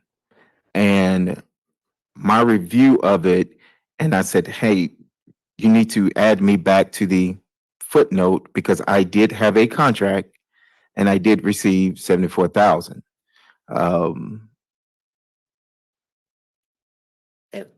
if I may help you out, let's talk just about that part of the motion that deals with the relationship between the District Attorney Willis Mhm. and Mr. Wade. Mhm. When you reviewed that, you knew that that Ms. No. Merchant, No, I did not know that she was relying on me for any relying on me for any accuracy other than what was put in there if there about the was, 74,000. Mr. Bradley, if there was something patently false in that motion, you would have told Ms. Merchant, wouldn't you? I can't say that I would or wouldn't have. I don't know what I would have told Mr. Merchant. If there was something patently speculative, you would have told Ms. Merchant, wouldn't you? I don't know what I would have told Ms. Merchant. She asked me, was it accurate? We were discussing the 74,000 that was left out. Again, if I may direct you just to that portion dealing with the relationship between Mrs. Willis and Mr. Wade. You didn't tell her that there was anything patently false in that because you didn't see anything patently false in that motion as it relates to the relationship.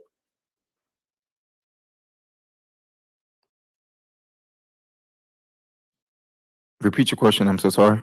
You did not inform Mrs. Merchant that there was anything patently false in that motion that you were presented with as it concerns the relationship because you did not see anything that was patently false, correct? Objection asked and answered cumulative. All right, next question, Mr. Stockton. Sustained. And you didn't see anything that was speculative in there All right. either, did you? And answered I cumulative. know, sustained, Mr. Stockton. I just want to ask you one more question. I'm coming at from the other way that Mr. Sadow did. Did anybody from the district attorney's office or any witnesses in this case contact you about Ms. Merchant's motion from January the 8th of 2004 until today? Did anyone contact me about her motion? Yes, from the district attorney's office or any witnesses or anybody else involved with the case besides the defense? Other than the only personal call that I had was with Gabe Banks. I never spoke to anyone else, and to my knowledge, he's not a part of this. So That's all I got, Judge. Thank you, Mr. Stockton.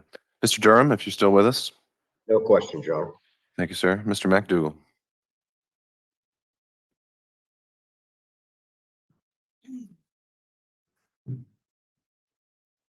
Good afternoon, Mr. Bradley. You have certain information about the relationship between Mr. Wade and Ms. Willis that is not privileged, correct? Well, that was my determination, so I think he disagrees with it. So what we're going to say his opinion's a little irrelevant on that point. Do you understand that the court has ruled that certain information that you have about the relationship between Ms. Willis and Mr. Wade is not privileged? I have the court's ruling, as I understood it, and as my lawyers and I understood it, of the privilege not existing was based off of a conversation that was had in my office, in the back of my office, which was confidential, with Mr. Wade and I. That's what was asked of me on yesterday, and that's what the ruling, to my knowledge, unless I'm being corrected here now and saying that it's more, it was that particular piece that the judge said did not have privilege. And have you testified already today to the sum total of your knowledge of the relationship that is outside the scope of the privilege according to the court's ruling? Can you ask that again? I'm sorry, I didn't understand it. Referring to what you understand to be the information that is not privileged, have you testified to the sum total of that information? I think I have, yes, I think I've testified to that, yes. All right, sir. That's my questions. Thank you, Mr. McDougall. Mr. Rice.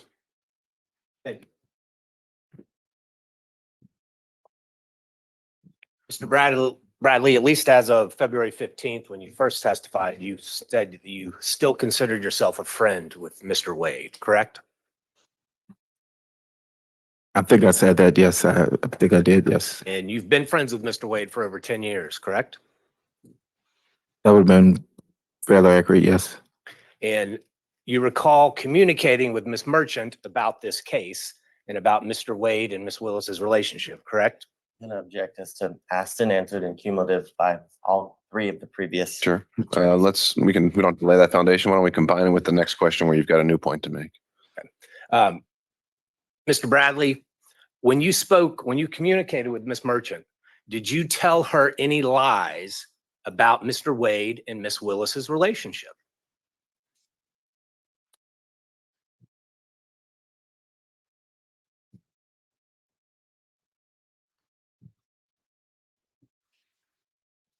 Did I lie to Miss? That's a simple question, Mr. Bradley. You're a lawyer. Did you lie to Ms. Merchant when you told her facts about Mr. Wade and Ms. Willis's relationship?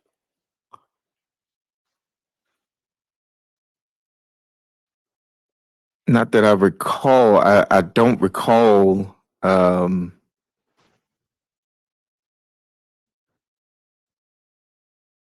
I mentioned earlier that I speculated on some things. I've testified to what I did know. So I can't recall whether or not no. Mr. Bradley, speculation is kind of a weaselly lawyer word. Let's speak truth here. Then You're I under guess it's oath. argumentative at this point, Your Honor. It's not asking relevant questions. All Mr. right, let's find a Bradley, question, Mr. Rice. Mr. Bradley, when you were communicating different details of the relationship between Ms. Willis and Mr. Wade to Mrs. Merchant, did you lie to her about any of those details? Objection asked and answered twice. I don't think he's answered it yet. I don't recall ever whether any of it was a lie or not Well, at this time. So at the time you were communicating with Ms. Merchant, you were still friends with Mr. Wade, correct?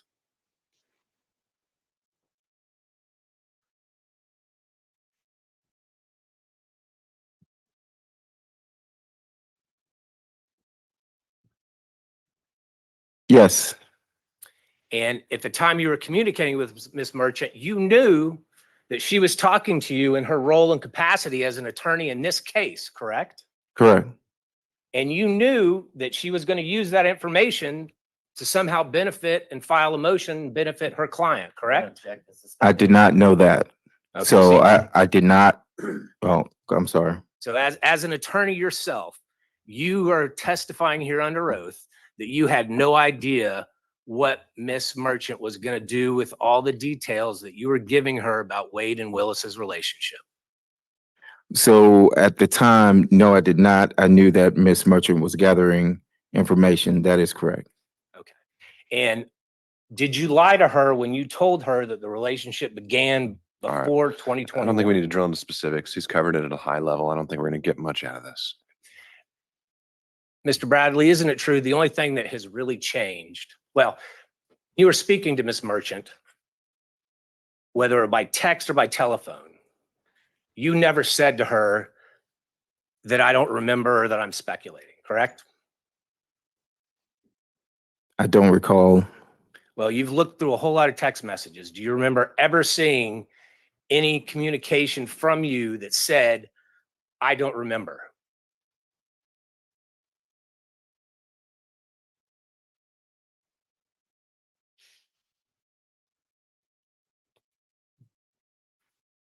Yeah, through the messages that, I don't have all the messages in front of me, but no, I don't recall if I ever said, I don't remember. Do you recall seeing any text messages where you replied to her or gave her details where you said, I am speculating about this detail? No, I never used the word, speculating, no. And the only thing that's changed between then and now is that phone call from Nathan Wade's friend, Gabe Banks, correct? No, well, Gabe was my friend, and I actually stated that, the first day that I was here was that, I've known Gabe for a few years and that, we were, not were, but we are, fraternity brothers. And so I never said that, that anything changed behind Gabe Banks. So you never told Miss Merchant that you were worried that they were threatening you? Objection, asked and answered when he was asked this on February 16th and today. Mr. Rice, we've covered this. And just to be clear, you didn't attend college with Mr. Banks, did you? I did not attend college with Mr. Banks. When you referred to him as your fraternity brother, y'all just both happened to have pledged the same fraternity, different colleges, different chapters. Well, that's what we consider fraternity brothers, yes, sir. And as a normal course of your relationships with your friends, do you pass on lies about your friends?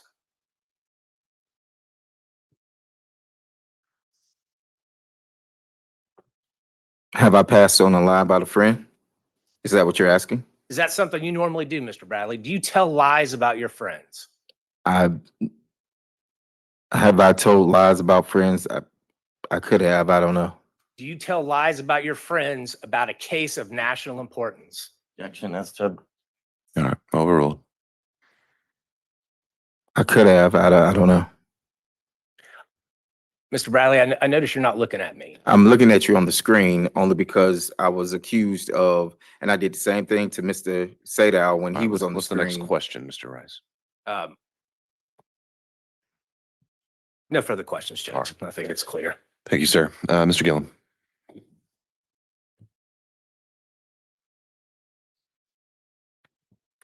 Good afternoon, Mr. Radley. A few questions. A lot of folks have taken up the questions that I wanted to ask, but I've got a few left here.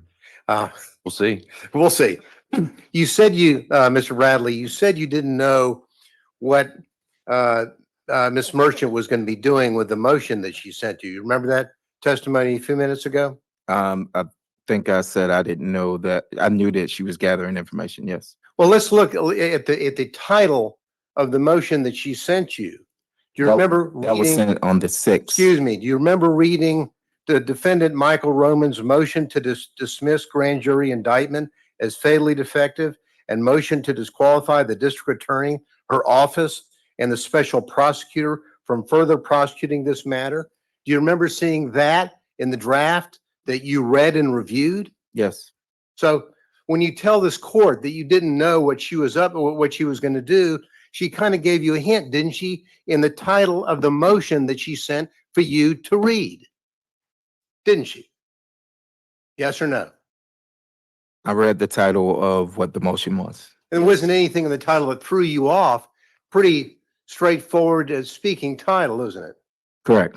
So you knew that what she wanted was information from you so that she could then file a motion to dismiss the grand jury indictment, to motion to disqualify the district attorney and her office and the special prosecutor from further prosecuting the matter, right? object to speculation.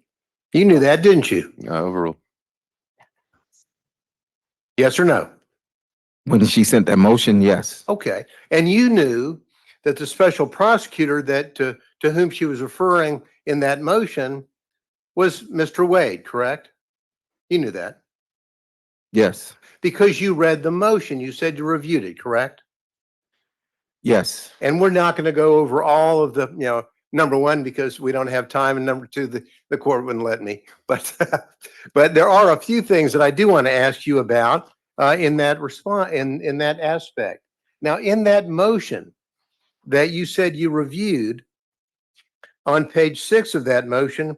Well, on page 5, it starts off with, how do we know this? And there's a question mark. All right. You're saying. Yeah, Mr. Gillen, you know, I can appreciate what you're doing. I think that's something you can do at argument. He's said as a whole that he got the motion and he's had his response as to his opinion of how he handled it.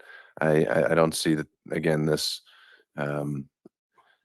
really being necessary to go through it line by line of what. Well, he reviewed. a little indulgence, Your Honor. I'm not going to go, you know, this isn't going to be a 40-minute death march through the motion. I would like to ask about a few bullet points that capture under this, and then I'll move on. But I would Yeah. ask the court's indulgence in that respect. You know, again, I think I think we've covered it, and I think that you'll be able to argue that this was in that motion and that he had a chance to review it and he never objected to anything in there or raised it. So That's a problem, and always ending up last asking. it very much is. And next time asked, I'll reshuffle the order. Well, you know, we did earlier with Mr. Yeah. Wade, and then I hear you. that was kind enough, I and hear then you. the court said we had to go. Y'all need to draw straws next There time. we go. I'll go with that. All right. Anything Thank you, Your else? Honor. That's all I Okay. have. Okay. We had Mr. Kucherov potentially still on Zoom. Yes, Your Honor, and I have just a few questions. All right. Could we add a spotlight to Mr. Kucherov? I'll let you know when we're able to proceed.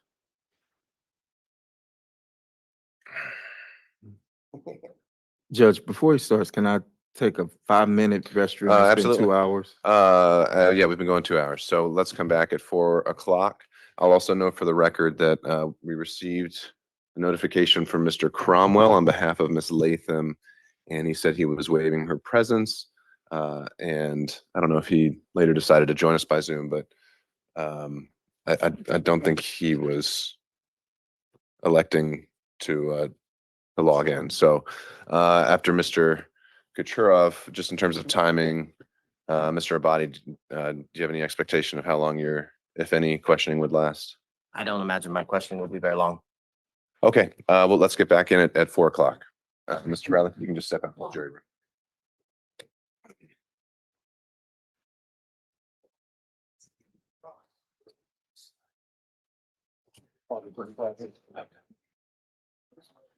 And straight up, like, say, hey, Mike. Who wants to do something?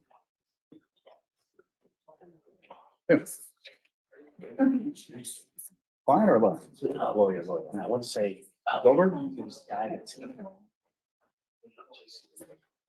Oh, yeah.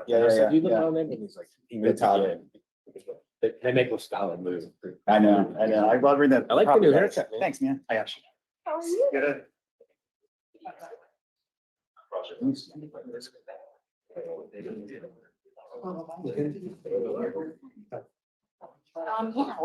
find somebody. I'll get one for you.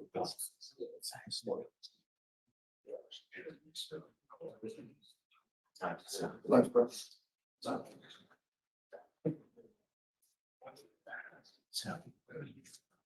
I'm trying to figure this out.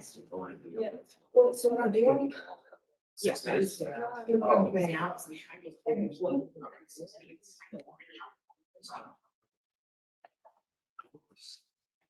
Sure, Chucky. Yeah. I have. Damn, yeah. I'm just gonna admit all of them, but I'm trying to find the one ahead so that you can, you know. Representing? Yeah. David yeah, add it Schaefer. back. Thank you. That was-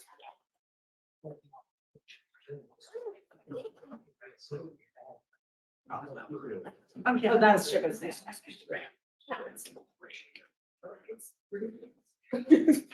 Whether or not we're right. Right, exactly. More than a good faith basis. More, yeah, like not even. I ain't.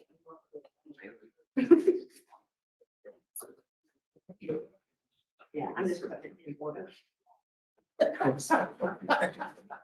It's just real slow.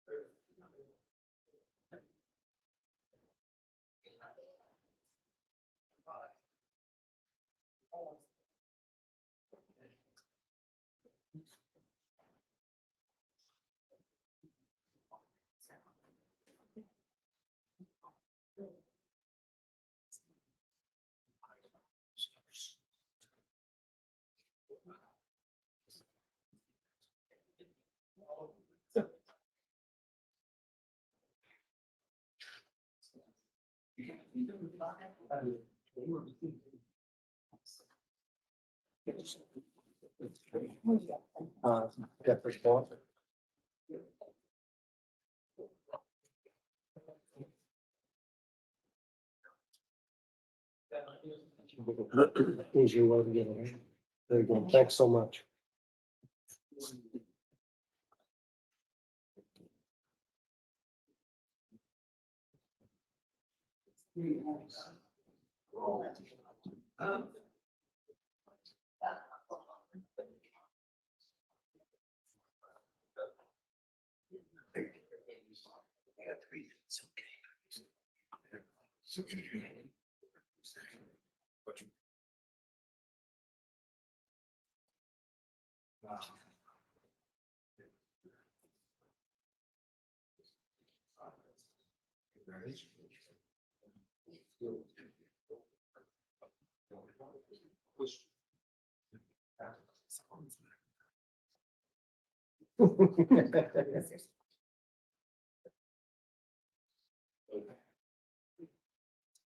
Next item, this Thursday.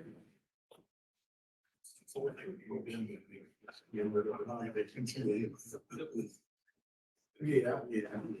that's super cool. It only gets you. On it right now.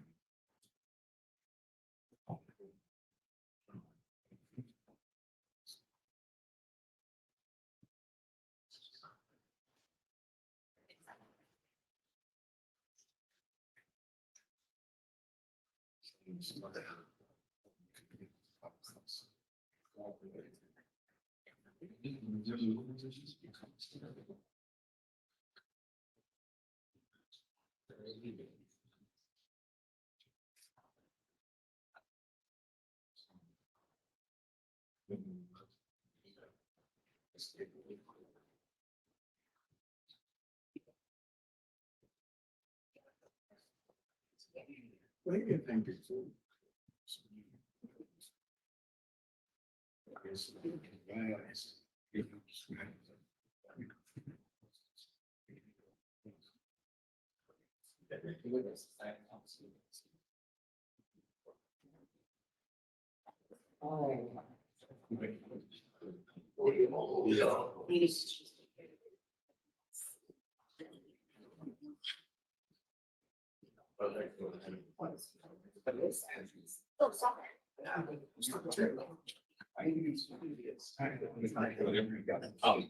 I gotta see more to know.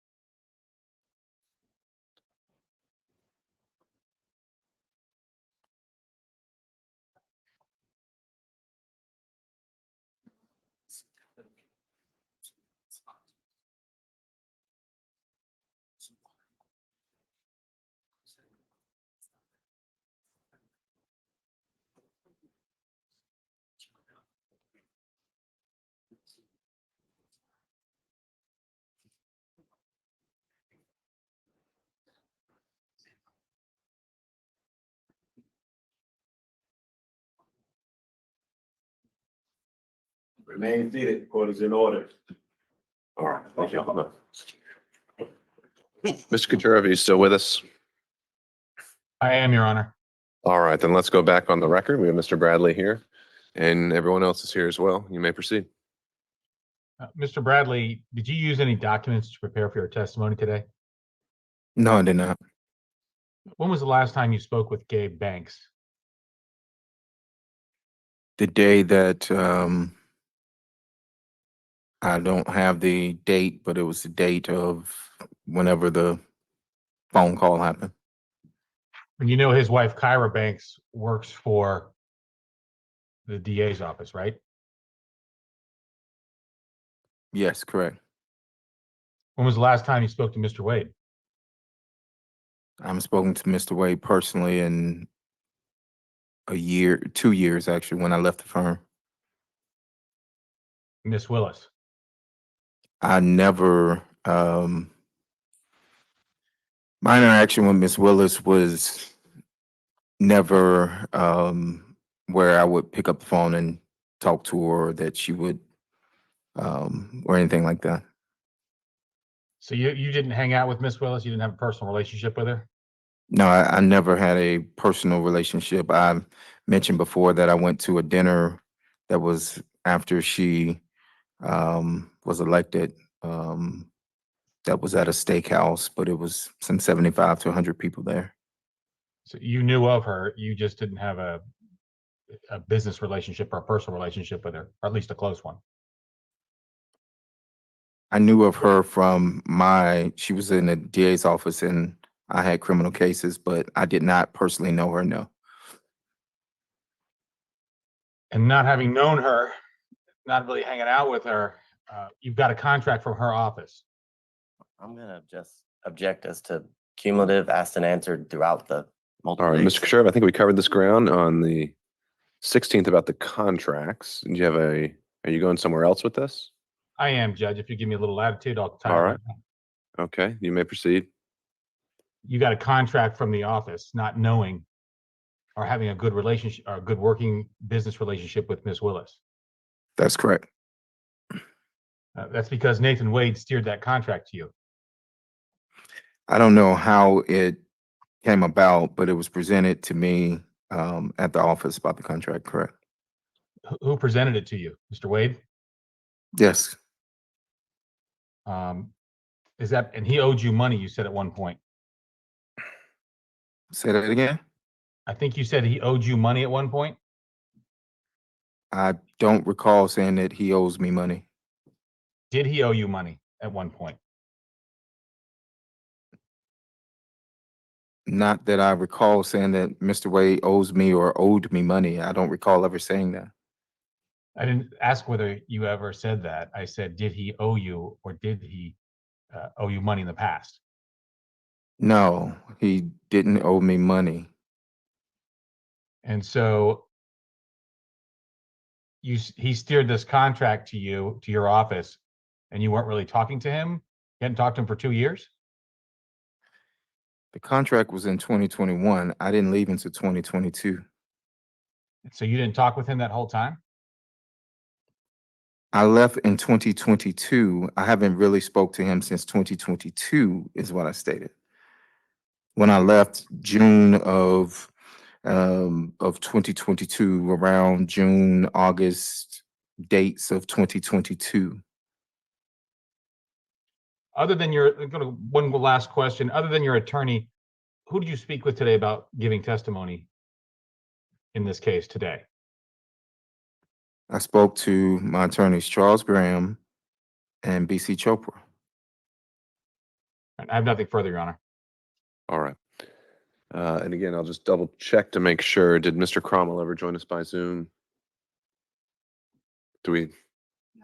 He's still having technical issues. Okay. He did email me saying he has no questions. It appears that all relevant questions were asked. All right, thank you. So just for the record, Mr. Cromwell has been apparently watching the proceeding. He had waived his client's presence and didn't have any other questions as well. So turning it over to Mr. Abadi. And I have no questions. All right. Mr. Bradley, you can step down. Thank you, sir. Judge, you want these exhibits? Yeah, I'll take this one. Good night.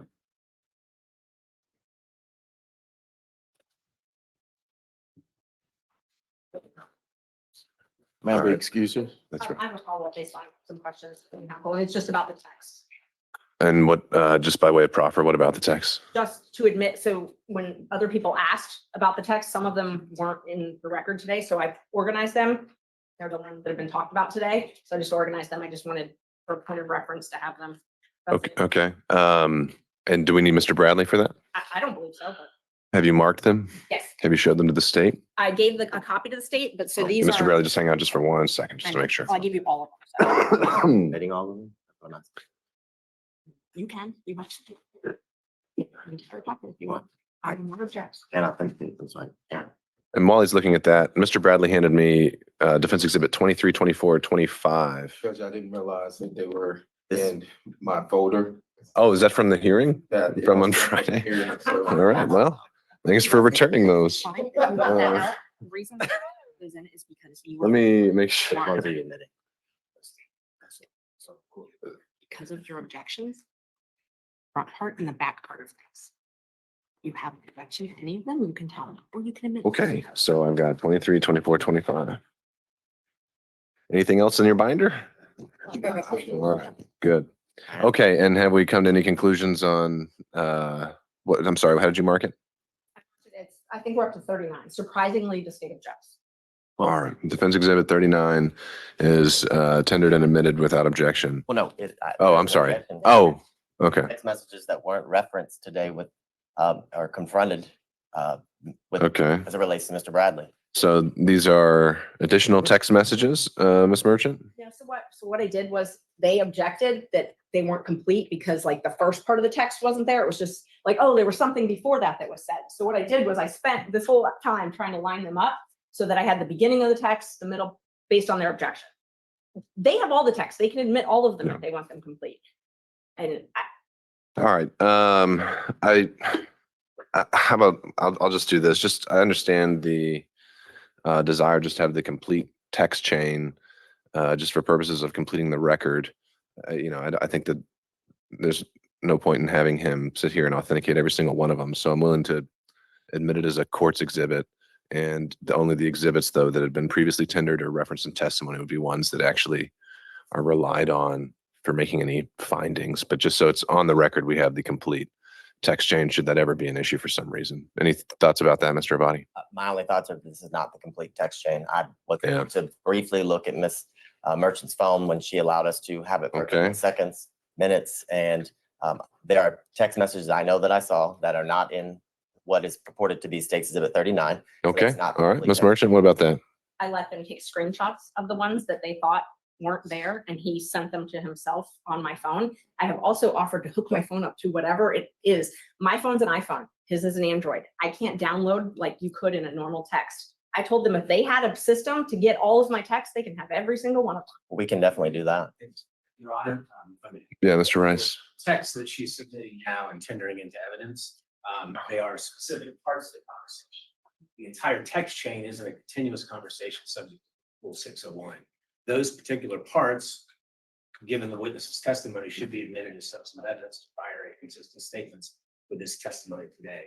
It would be up to the government, the state, if they then introduce the rest of it, have at it. Yeah. Sure. I think that's a fair point that if he had been confronted with a particular text, that could have been the opportunity to admit it as a prior inconsistent statement for impeachment. And some of them were, but apparently some of them were not. I'm taking those out. So I'm taking out the ones that they said he wasn't confronted with, and I'm just going to admit the ones that he was confronted with. That's fine. It just makes it more confusing, but it's fine. All right. So we have a newly marked, newly compiled 39. Let's see what the state thinks of that one.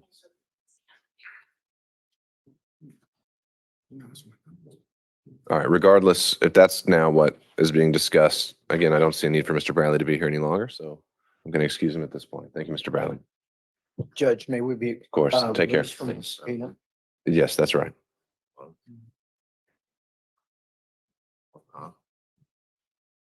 Like it was preferred.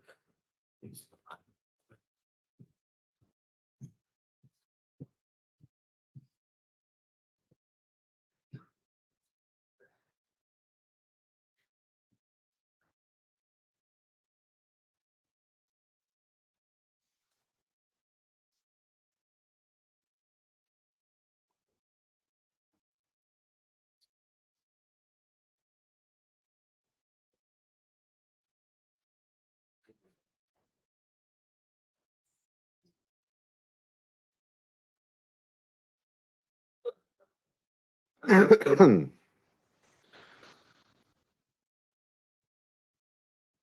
funny, the last time I did it was with Ms. Cross.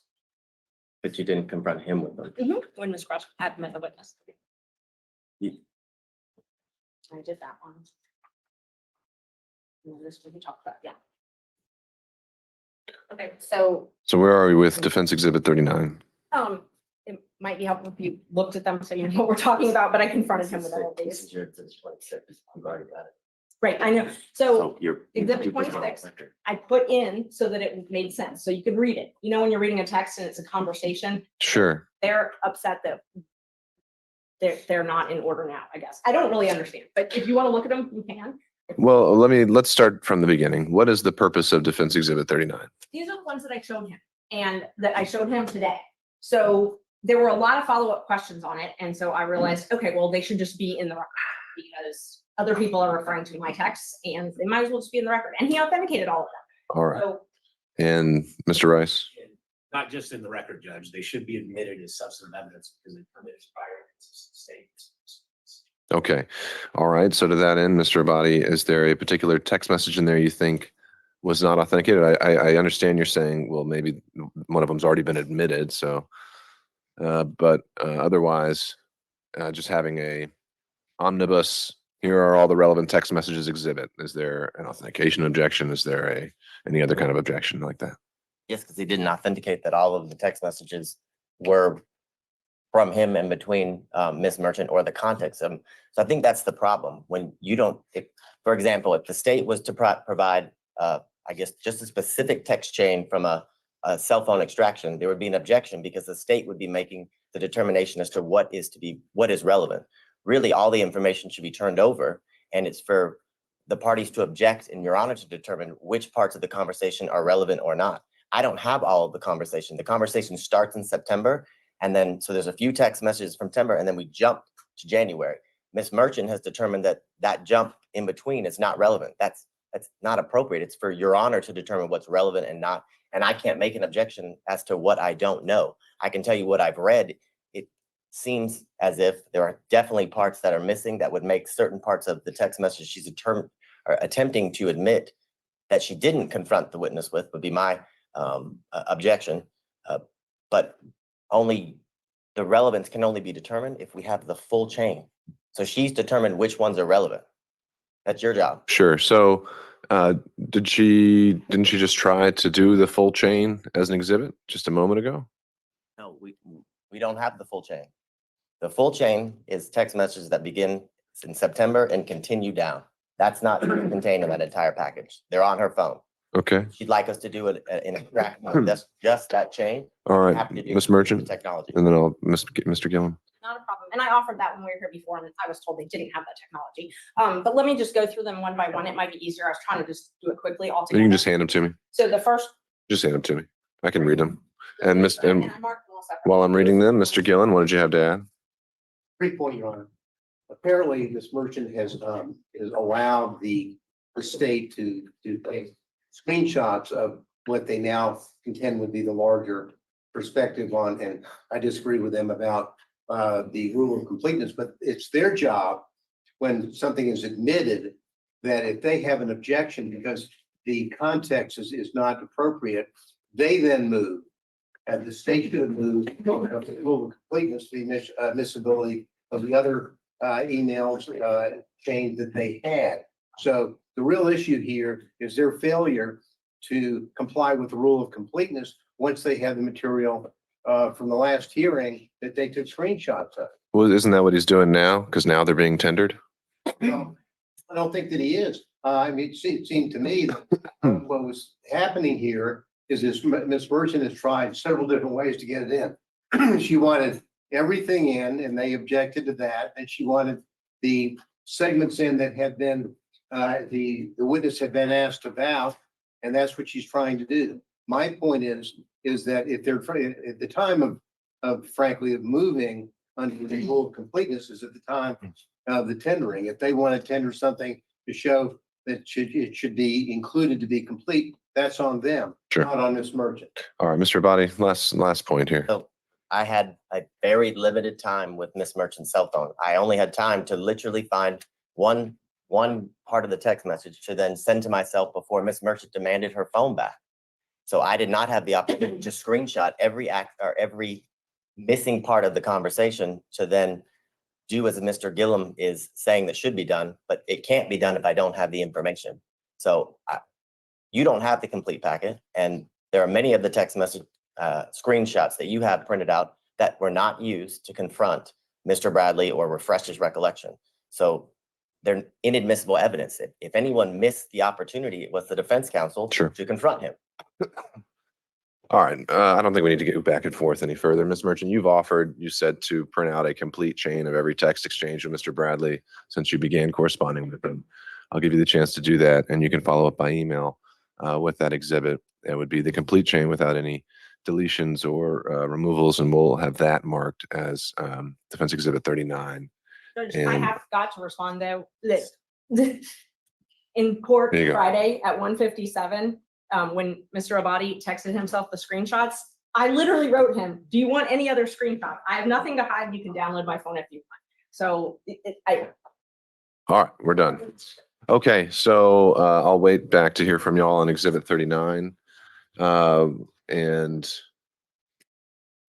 is there anything else to take up before we discuss Friday? Just kind of throwing it open to the floor. Seeing none, I believe I'd asked and put it out there among defense counsel to be considering how they would like to organize their arguments on Friday. Has there been any decisions reached on that? to determine that, Okay. and I can email the court when we're done with that, but we are going to make it as efficient as possible and break it up. Break it up in terms of like subject matter or something like that? There's time limits. Yeah, That's large. yeah, Let that's us know. that's the idea. You can Tell us what that'll be, and then Well, I'll start with, what is it that you're asking for? And we'll start there. It's kind of curious.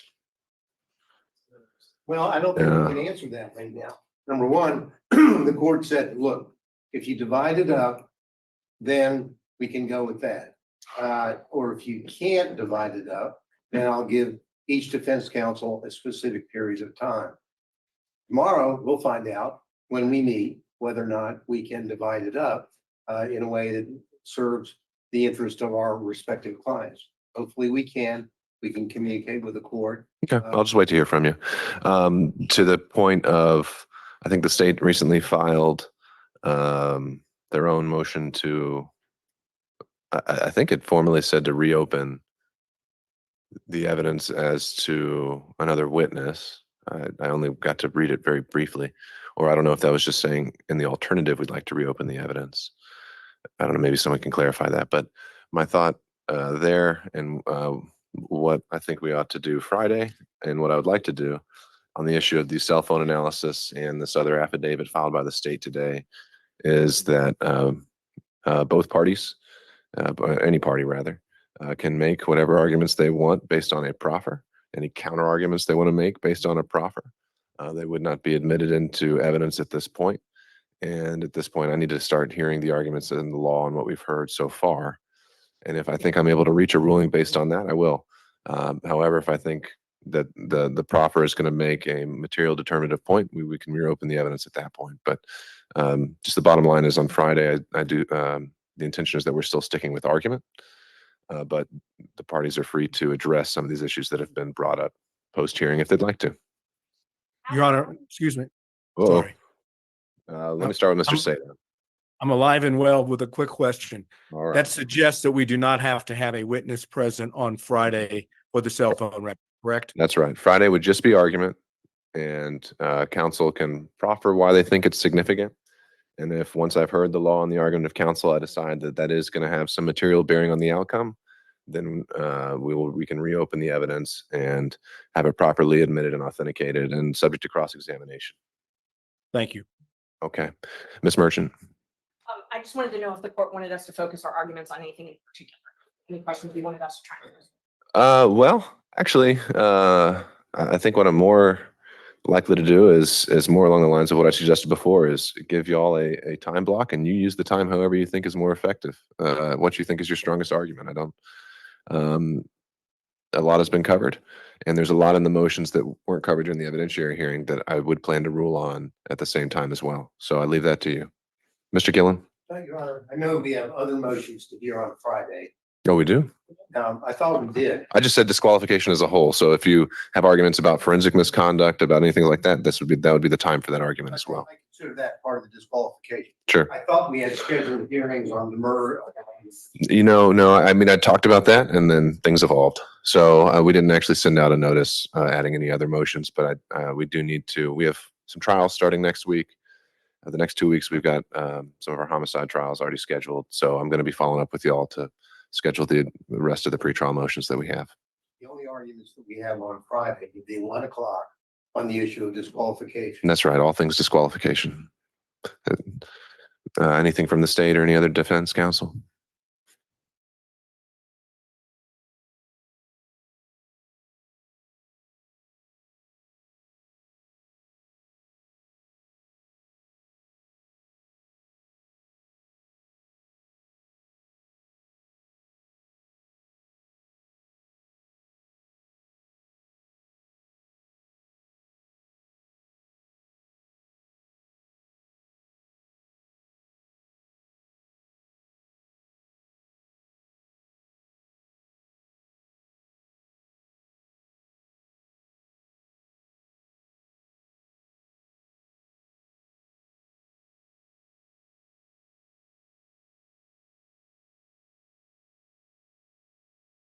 I think from the state. All right. Thank you all. All right. We're off the record.